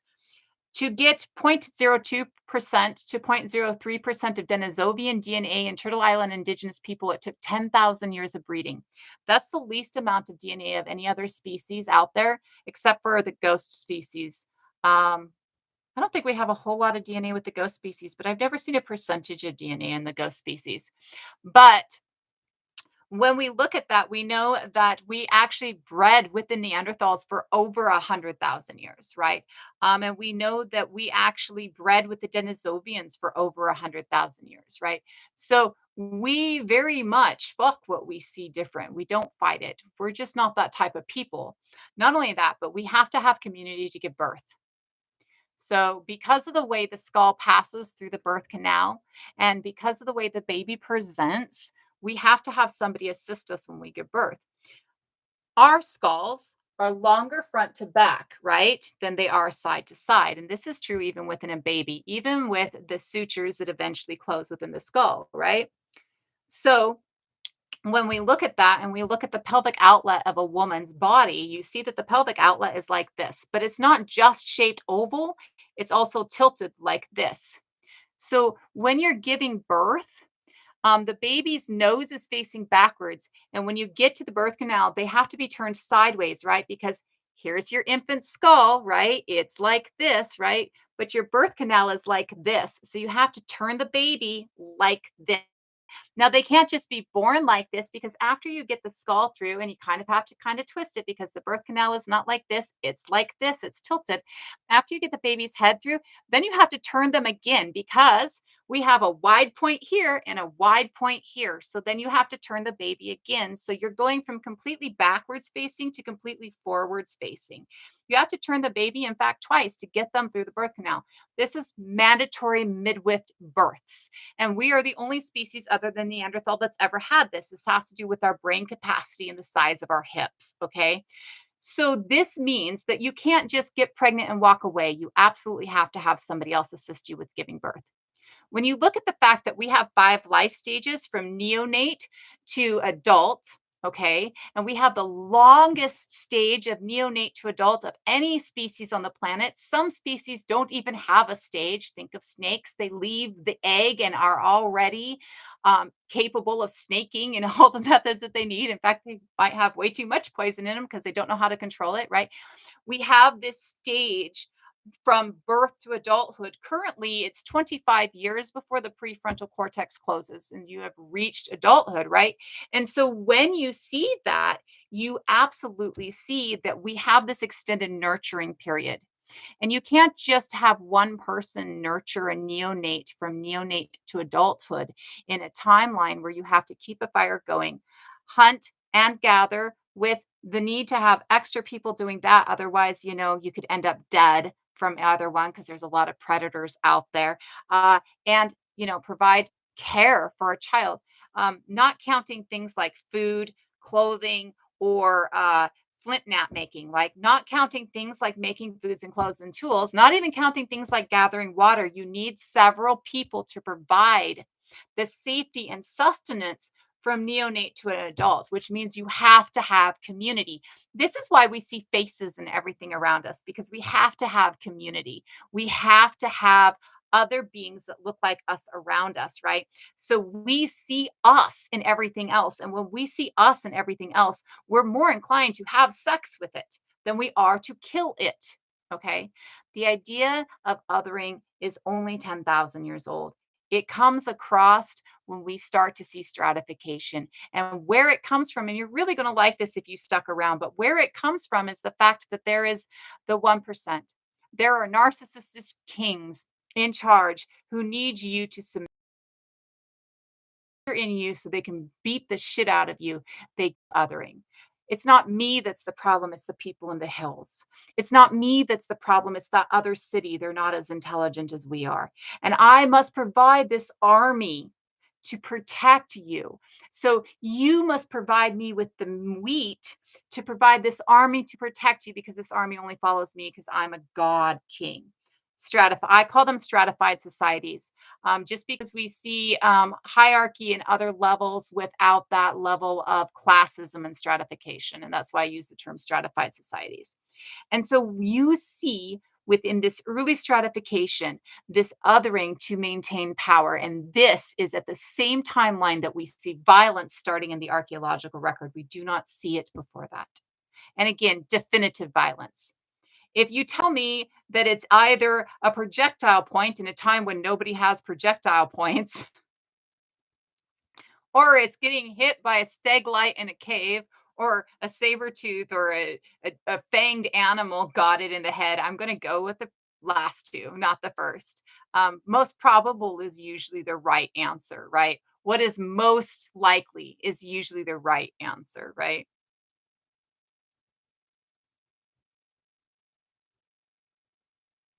Yeah, Colleen, we were talking about somebody brought up that there was 100. Well, and that was not just that. So, and that's not even who I was addressing, though. The last part was that Spruce is stating that. Oh my God. So, Sprout, are you still in here? Are you still in here, Sprout? Did you see this comment? Okay. If I'm stating that violence doesn't start until 10,000 years ago and that violence starts with the stratification of society, and you're stating that that doesn't explain the million corpses from last year, I'm going to tell you that it does explain the million corpses from last year. And that if you're telling me that violence doesn't start or violence starts before 10,000 years ago, and then your next statement is that doesn't explain, bullshit, bitch. What the fuck? No. Not even buying it. Like, what? You think that because violence happens now, it must have started from the very beginning, and not that maybe it's somebody's control over society? Right and left both believe that the government shouldn't have as much control as they do. So I don't care which side you're on, you believe that the government should not be fucking you as hard as it is. Okay? It's why you elected Trump if you're on the right, because you thought the politicians and the government were the fucking problem. It doesn't matter which side you're on, you know the politicians and the government are the fucking problem. So if I'm telling you that it's the politicians and the government that are the fucking problem, and you want to tell me no, it's human nature that's the problem, bull. No, nuh-uh. We are kind and loving and communal and nurturing. We are not the fucking problem. The government trying to control you so that they can exploit you. That's the fucking problem. And it goes back 10,000 years because that's how long this experiment has been going on. And the fact of the matter is because this is just a fucking experiment and it's proven wrong in every single test that's ever had anything to do with it, it means we can change it. If you truly believe that you are innately evil, you can't change it. But if you understand that we are not innately evil, we're not innately violent, right? Even this whole idea that biological imperative is to procreate, right? I've heard this one. Biological imperative of every being is to procreate. Yes, I would give you that. But the biological need to procreate in a bacteria is to split your cell and not give a flying fuck afterwards. The biological need to procreate in a snake is to lay your egg, nurture it until the time that it cracks open, and then move the fuck away and let the snake live on its own, right? The biological need to procreate in a human to ensure that the next generation can procreate, to ensure, because that's what the biological need to procreate is the continuation of the species. You don't have a biological need to get laid. You have a biological need to make sure that there are more of you later, that you have grandchildren. You don't have the biological need to make sure you get your dick wet. You have the biological need to make sure you have grandchildren so we're here in 100 years. Okay? So your idea that it's a biological need just to get your dick wet is where the false comes in, right? It is to make sure that there is more coming, that there is the next generation. That's what procreate means. It is creating the next generation. And if your biological need is just to get your dick wet, then we would have 25 years from infancy to adulthood. from neonate to adult. We wouldn't have the extended period of nurture, right? Because things whose biological need to procreate, like viruses and bacteria, is the root of all they are, don't have an infancy period, right? Your biological need to keep your species going means that you have to nurture that species. Because if all it is getting your dick wet and walking away, you can't ensure that baby's even going to make it out, let alone through infancy. So, no, your biological imperative to make sure the next generation comes along is nurturing. Your biological imperative to make sure that the species continues, because that's what biological imperative is to continue the species, means that you have to stick around and raise that baby, wipe some ass, dry some tears.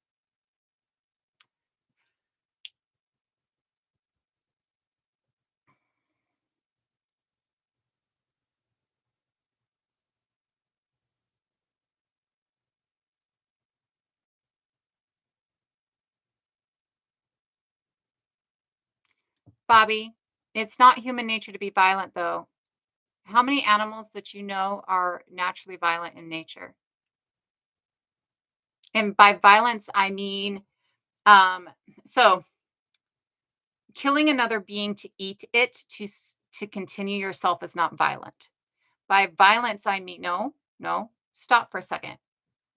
How many species that you know of in nature kill for the sake of killing, not for the sake of eating, but for the sake of killing?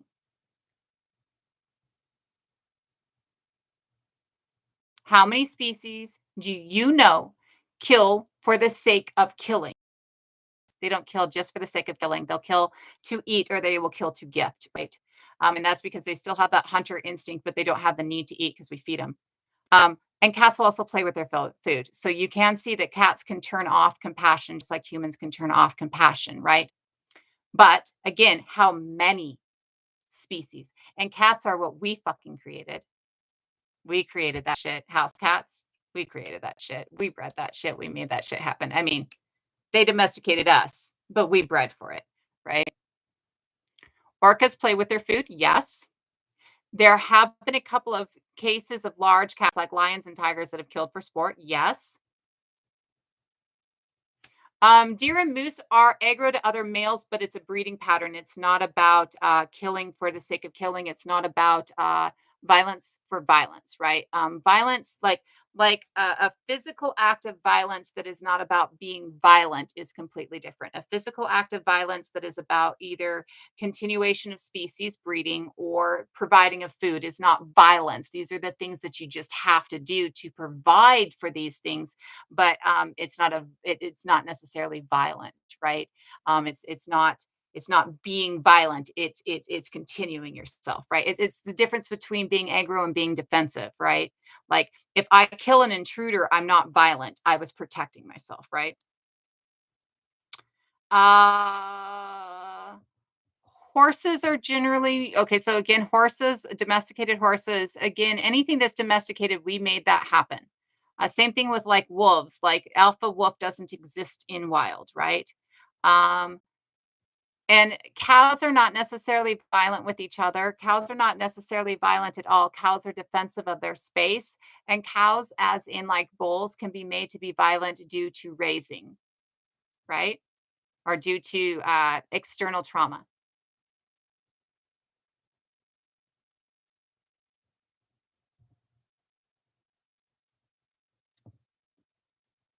Horses are all about breeding too. No, I'm saying humans are not violent, not naturally. Now, that doesn't mean that we don't have the ability to hunt. It doesn't mean that we don't have the ability to protect and defend. But what it does mean is that we don't seek out harming other things naturally. The seeking out to harm other things is societal, it's a construct. That's what I'm stating.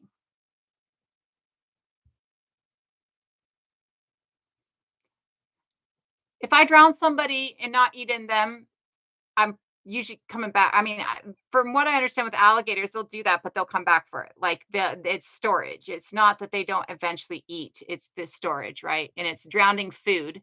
Uh, so an alligator drowning a person is an alligator killing its food. Sorry, your food. You're on the food chain too. We're all on the food chain, right? An alligator drowning its food and storing it is still food, right?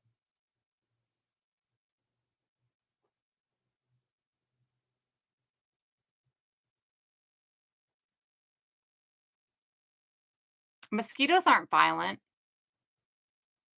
Mosquitoes aren't violent. What about a mosquito do you see as violent?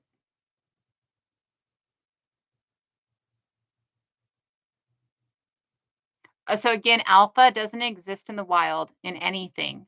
You do see that a male lion will have his harem, right? His group of females, right? And you do see that they will kill other lions. And I agree that you will see violence in large cats. You'll see violence in small cats. Though the violence in the small cats that we have, like the killing of the animals not to eat that we see, is gifting, and it's the lack of a need of food, right? But I do agree. But that was my question. How many? You guys have named 10. How many species are on this planet?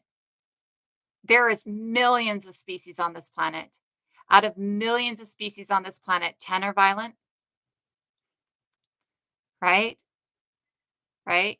And then oh, bite you without your permission. But see, that's not violence, that's living.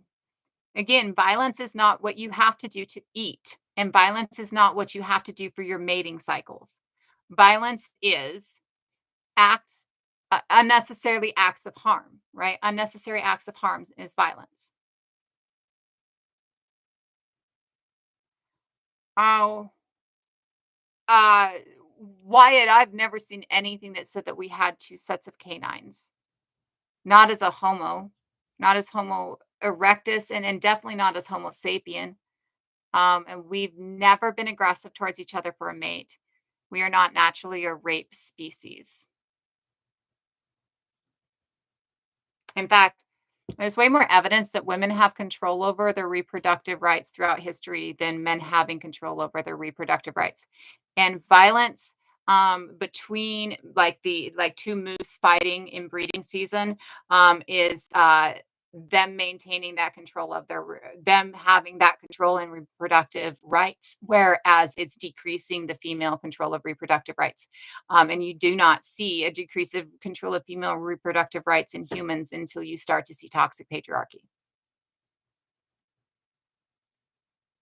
And all of our teeth are small. In fact, that's how you can tell if something's human. That's where you see the start of what we consider hominin. They define hominin because of the size of the teeth.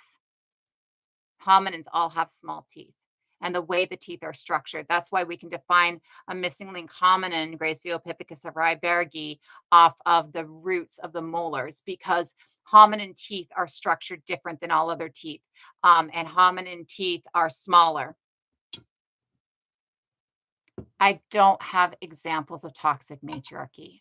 I am just wanting to state that toxic matriarchy can exist in the same space that toxic patriarchy can exist. And that is when you see one side being in control to the detriment of the other side, biological sex wise, or detriment of two other sides, biological sex wise, because there are three biological sexes. And so when you see that division based on biological sex, is when you see toxicity coming into it. Matriarchy and patriarchy that are non toxic. Family lines and often rulership can run through matriarchal or patriarchal lines and lineage, but you still see that both biological sexes or all three biological sexes are getting respect within the culture and have equal weight within the culture. Whereas in a matriarchy, the understanding of nurturing being the forefront, whereas in a patriarchy, the understanding differences in there, but in both, whereas in matriarchy, nurturing being the forefront does not mean that the woman's voices are the last voice, even if they're wrong. It means that the elders, the women who have lived forever, have a higher say. And then the men who have lived forever have a high say as well, right? It doesn't disclude the men. It just states that the final say is the woman's, right? And that's when we see a non toxic matriarchy and patriarchy. Every being has value within that society, regardless of what their biological sex is. They still bring an equal value to the table. It is not based in what their biological sex is, but based on what they bring. The human hand did not evolve to form a fist to punch. The human hand evolved in the way that it did, because we no longer were hanging from trees. The curving that you see in the so first of all, our thumbs evolved to grasp, right? Right? Um, so this wasn't an evolution to grasp tree branches, right? Because we started arboreal. Even Homo habilis has arboreal features, and Lucy has arboreal features. Naladi has arboreal features, right? It is the difference that are thinking of is the difference that the difference that comes into play with Homo hands as opposed to prior hands, and does not even in all Homo hands, only in Homo sapien, Neanderthal, rectus hands, is that instead of the so in arboreal creatures, the phalanges, the bones in the fingers, instead of being straight, are curved to better grasp the branch. Okay. And that's why we also have that opposable thumb to better grasp that branch. In humans, in Homo sapien, that becomes flat. And that's not to punch. There's no indication that it's to punch. It's just that we're not swinging from trees anymore, so we don't need to constantly be holding on to something in our method of travel. So this should actually so I'm dual screening on YouTube right now, and I believe that on YouTube it actually just keeps them up. And so, like, I don't think I have to upload them if I'm dual streaming. I can double check today, though, and make sure some of these prior ones I have uploaded. But I'm hoping that I've got it set up to where I don't actually have to upload anymore, that it'll just automatically upload. So, in prehistory, depending on the species, the time and the space is going to depend a lot. Um, When you look at agricultural labor, if we're looking at agriculture in the lens of Western agriculture, like field tending, as opposed to indigenous agriculture, which is more tending a larger space, a garden space. When you look in societies that develop or Western agriculture, you see that it's pretty equal in the fields. Um, Construct from trauma. Which part, Jamie Lee, is a construct from trauma? Just to double check. When you see when you see many hunter gatherer groups, the gathering is done by both parties and the hunting is done by both parties. Um, where you see this in bone structure is going to, or in bone fossils, what you are going to see, really, unless you're getting grave goods, is so like if you're on your knees grinding all day long, you're going to see that in the shoulders and in the knees and the structure of the lower back. If you're constantly throwing a spear, you're going to see there's a muscular attachment change in the upper arms and in the shoulder girdle. And so that will register on the bones, right? And so these are the ways that we can do it in prehistoric records without grave goods. But that's still very limited, right? And that's only if all you do is one or the other. Um, we don't really see a difference in gender in fields anywhere that I can think of until later. And even like in early cities, in early structural agriculture, you're still seeing men in the fields as much as you're seeing women in the fields, right? In a hunter gatherer culture, we also see that it depends on which culture. There are some cultures that will define that. There are some cultures that define it in an opposite way. Like you will see there are cultures where males are the weavers, or males are the herders, or males are the agricultural, the field tending, right? And females are going out, and maybe fishing is one of the products that they have. And so they're going out and doing the fishing or the net weaving and stuff like that. So There's a lot of differentiate between space. It really does not seem to me that we have a lot of space where the tending of the land falls into one or the other. We see more that hunting will fall into one and the other, but we only see that within certain specific spaces, and we don't see it until much later. And it's even posited because of later knowledge. So, most of our Neanderthal finds, when we start to DNA test them, we find that many of the things that we thought were male are in actuality biologically female. But we thought that they were male because they're the larger skeletons and because they have the hunting like bow like spear chucking within the bone structure, right? And so it might be that the Neanderthals, the female of the species, were the hunters, right? So that's one thing that we're really looking at. The picture in my bio actually, or the picture on this on TikTok, is actually one that comes from that theory. And the larger picture, she's putting war paint on, or she's putting face paint on, and in the larger picture, you see that the people coming in are a mix and they're coming in from hunting, right? And I shouldn't have said war paint because that's a misnomer. It's not, but face paint, like, because at this point, this is decoration for uh, recognition of space, recognition of who you are, right? And there's a lot that have an all female agriculture. There's a lot that have more masculine agriculture, right? So, like, Western agriculture really is more masculine. You find that within Western agriculture, men are using, right?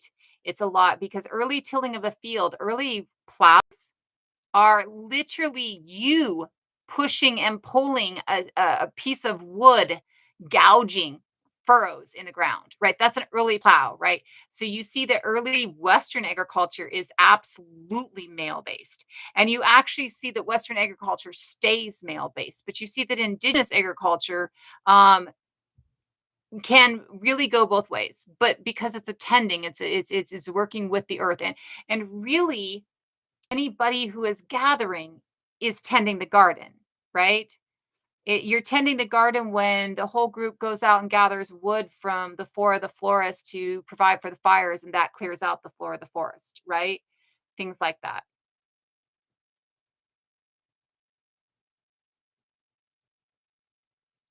There is material evidence that gives a rough idea of agricultural produce sold and traded. We don't see that start until after we see Western agricultural develop. With that material, I could not say here within Turtle Island, though there is probably, I'm sure there are evidence of trade here in Turtle Island, and really corn is something that I believe develops down uh, in either South America or in Mexico, and it is brought up. So you will see evidence of that translating across space. But I'm not sure if there's actual like, but well, I know there's not like pottery evidence or stuff like that, but there might be other evidence, like maybe I know the bog that we have has produced like basketry and stuff like that. Uh, but I do know that in Western Europe, we see after the event, or not Western Europe, but in Eurasia, we see after the invent of agricultural based cities that we start to see agricultural trade. And we can see this in material evidence. Some of our first pottery is this very like to go bowl, like it's like early styrofoam basically. And it even looks like it. When we see this potterware all throughout. In Mesopotamia, and it's basically like just this laid out. Basically, they took a mold and they'd slap clay around the mold, and it would dry in the sun, and then they'd fill it and send it out, or like transport it in that, and they'd transport grains and stuff like that in that, like, and give it out as a dole measurement too. Yeah, and we were talking agriculture specific, like, so I'm like, "Wait a minute, evidence of agricultural trade and migration in Turtle Island, I'm not quite sure, let me think." But I think that corn would be that evidence because I do believe that corn starts southerly, but we do see corn all the way across Turtle Island, right? But I do believe the start is southerly, I just don't remember exactly where. Well, and we see throughout history and throughout all of our archaeology and agriculture, or not archaeology, archaeology and anthropology in prehistory, we see that women actually dominate in spiritual and military matters throughout history until very recently. We see our first author was a woman.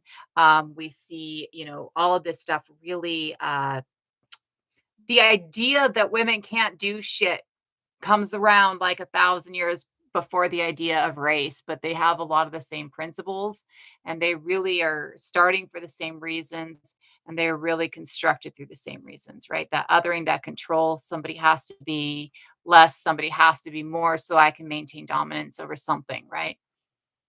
First author. And somebody has asked me this before, and I had it, or I didn't have it at the time, but I did find it and I marked it. Let me see which one of these books on the Middle East it is. Enheduina, as into priestess of the moon god of Nana in and of On, the god of heaven in Uruk. She is actually our first author. We have a book with her, like oh god, I think it's like it's like a I can't remember what it is. I want to say like a ballad, but it's just basically like a poem ballad. And this is the daughter of Sargon after he consolidates his dominion over Sumer. So this is the citizens of Akkad and Akkadian speakers afterwards. And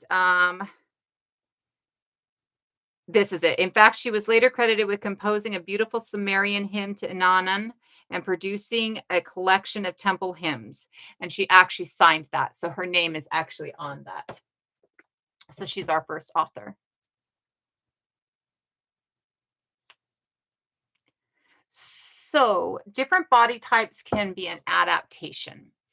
And we see that when we see other species, but we also see that somewhat within us. Shorter and broader will actually retain heat, whereas taller and leaner will dissipate heat because the skin itself, uh, one of the things that it does is retain and dissipate heat, control our heat production, our maintenance. And then we also see that island dwarfism and island giganticism will happen. And those are if you are on an island or a continent, an isolated space, where you can't, not only you can't get in and out, but nothing else can get in and out. If you are in this space and it's very small and there's not a lot of large predators and there's not a lot of food, you will shrink. This is how we got Homo florensis and Homo lozonsis, our dwarf species. Um, and it's also why we see some spaces where people have gone shorter and I don't think that this word is really one that we're supposed to be using anymore. I just don't know another word. I know there is, I don't know what we're using, but it's been called pygmy in the past, right? I think that we're trying to use other things as a more broad. Um, but we do see groups that are shorter because of that, of Homo sapiens. We also see groups that tend to be short and broad because of that, because of the cold, right? Um, and we also see tall and lean because of that. We also see some spaces where people are taller because of giganticism, like um, in spaces in Turtle Island when there is a lot of heavy predation of large species here in Turtle Island for so long. So we do have skeletons of giants here in Turtle Island, but we also have the indigenous people that were here when Europeans came. Certain groups were extremely tall, and those certain groups that were very tall have a tendency to be from space or spaces where there is a large space in isolation, right? And I don't know reasons for right and left-handed people. That doesn't make, I mean, I have no clue. We do adapt. Hobbit works for me, but then again, I also don't want to like call it don't want to call an indigenous group hobbits, right? Like, and I know that we have some indigenous groups, I believe in Africa, and I think maybe a couple in South America, Southern Turtle Island, who are shorter, but due to island dwarfism. But and they're not on islands, but again, they're isolated, and you get that in an isolation. Like if you're in a valley and there's no passes out, so all the animals in that valley are all the animals in that valley, right? And you can't get out and nobody can get in, right? Then you'll see it happen. America is number one in racism. In fact, Did you know Hitler got his racism for us? Right? Like he took our techniques and applied it to Nazi Germany and South Africa's apartheid. They came to us and got our techniques of eugenics and applied it to apartheid. So like America not only is number one in racism, but we have the best racism. We're the best at it. And not only that, but like our entire foundation is founded on racism. Racism doesn't start until Turtle Island happens, until not till Turtle Island happens, but to Europeans invade Turtle Island. That's the start of the idea that race even exists. And race theory isn't put into place until the 1800s. And race theory has been debunked. Race does not exist. But this country was founded on the idea of racism. And not only was it founded on the idea of racism, but it uses racism in all of its structures even today. And it uses racism in all of its structures even today to justify atrocity.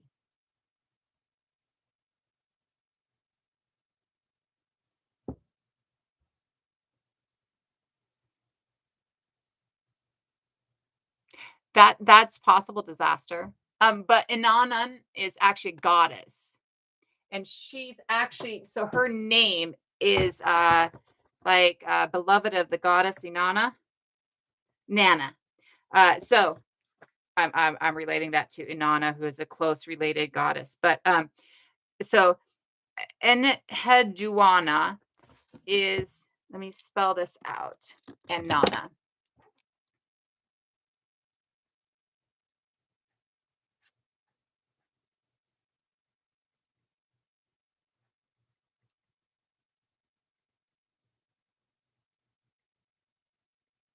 Just so you can see them.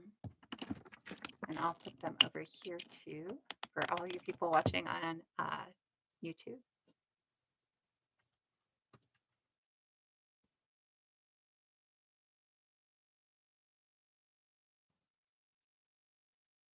Banana probably does come from that, and it is coming from that. And her name is coming from that absolutely. But it is a goddess, and it sounds like it's probably actually the same one, and it's probably just that it dropped an N translating down.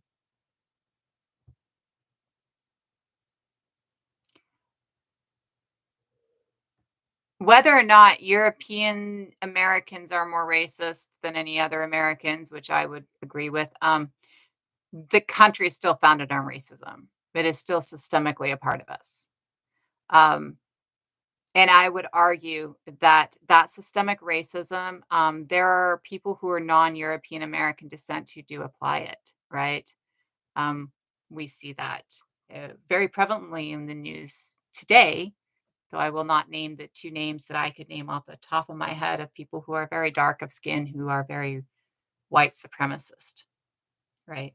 So, uh, yes, it is predominantly a European American issue. Absolutely. And European Americans really need to fucking fix it. But it is very systemic. And capitalism and Western thought process and exploitative culture and white supremacy are not isolated to European Americans, unfortunately. Not that, I mean, personally, I wish they were not around at all, right? So, you know, the only race that exists is the Indy 500. That's a good one. I like that. And anyone can uphold. Practice of animism is the same as it is today. Animism is just the belief that everything has a soul and a spirit, and just being a part of nature around you, just being another one of the animals.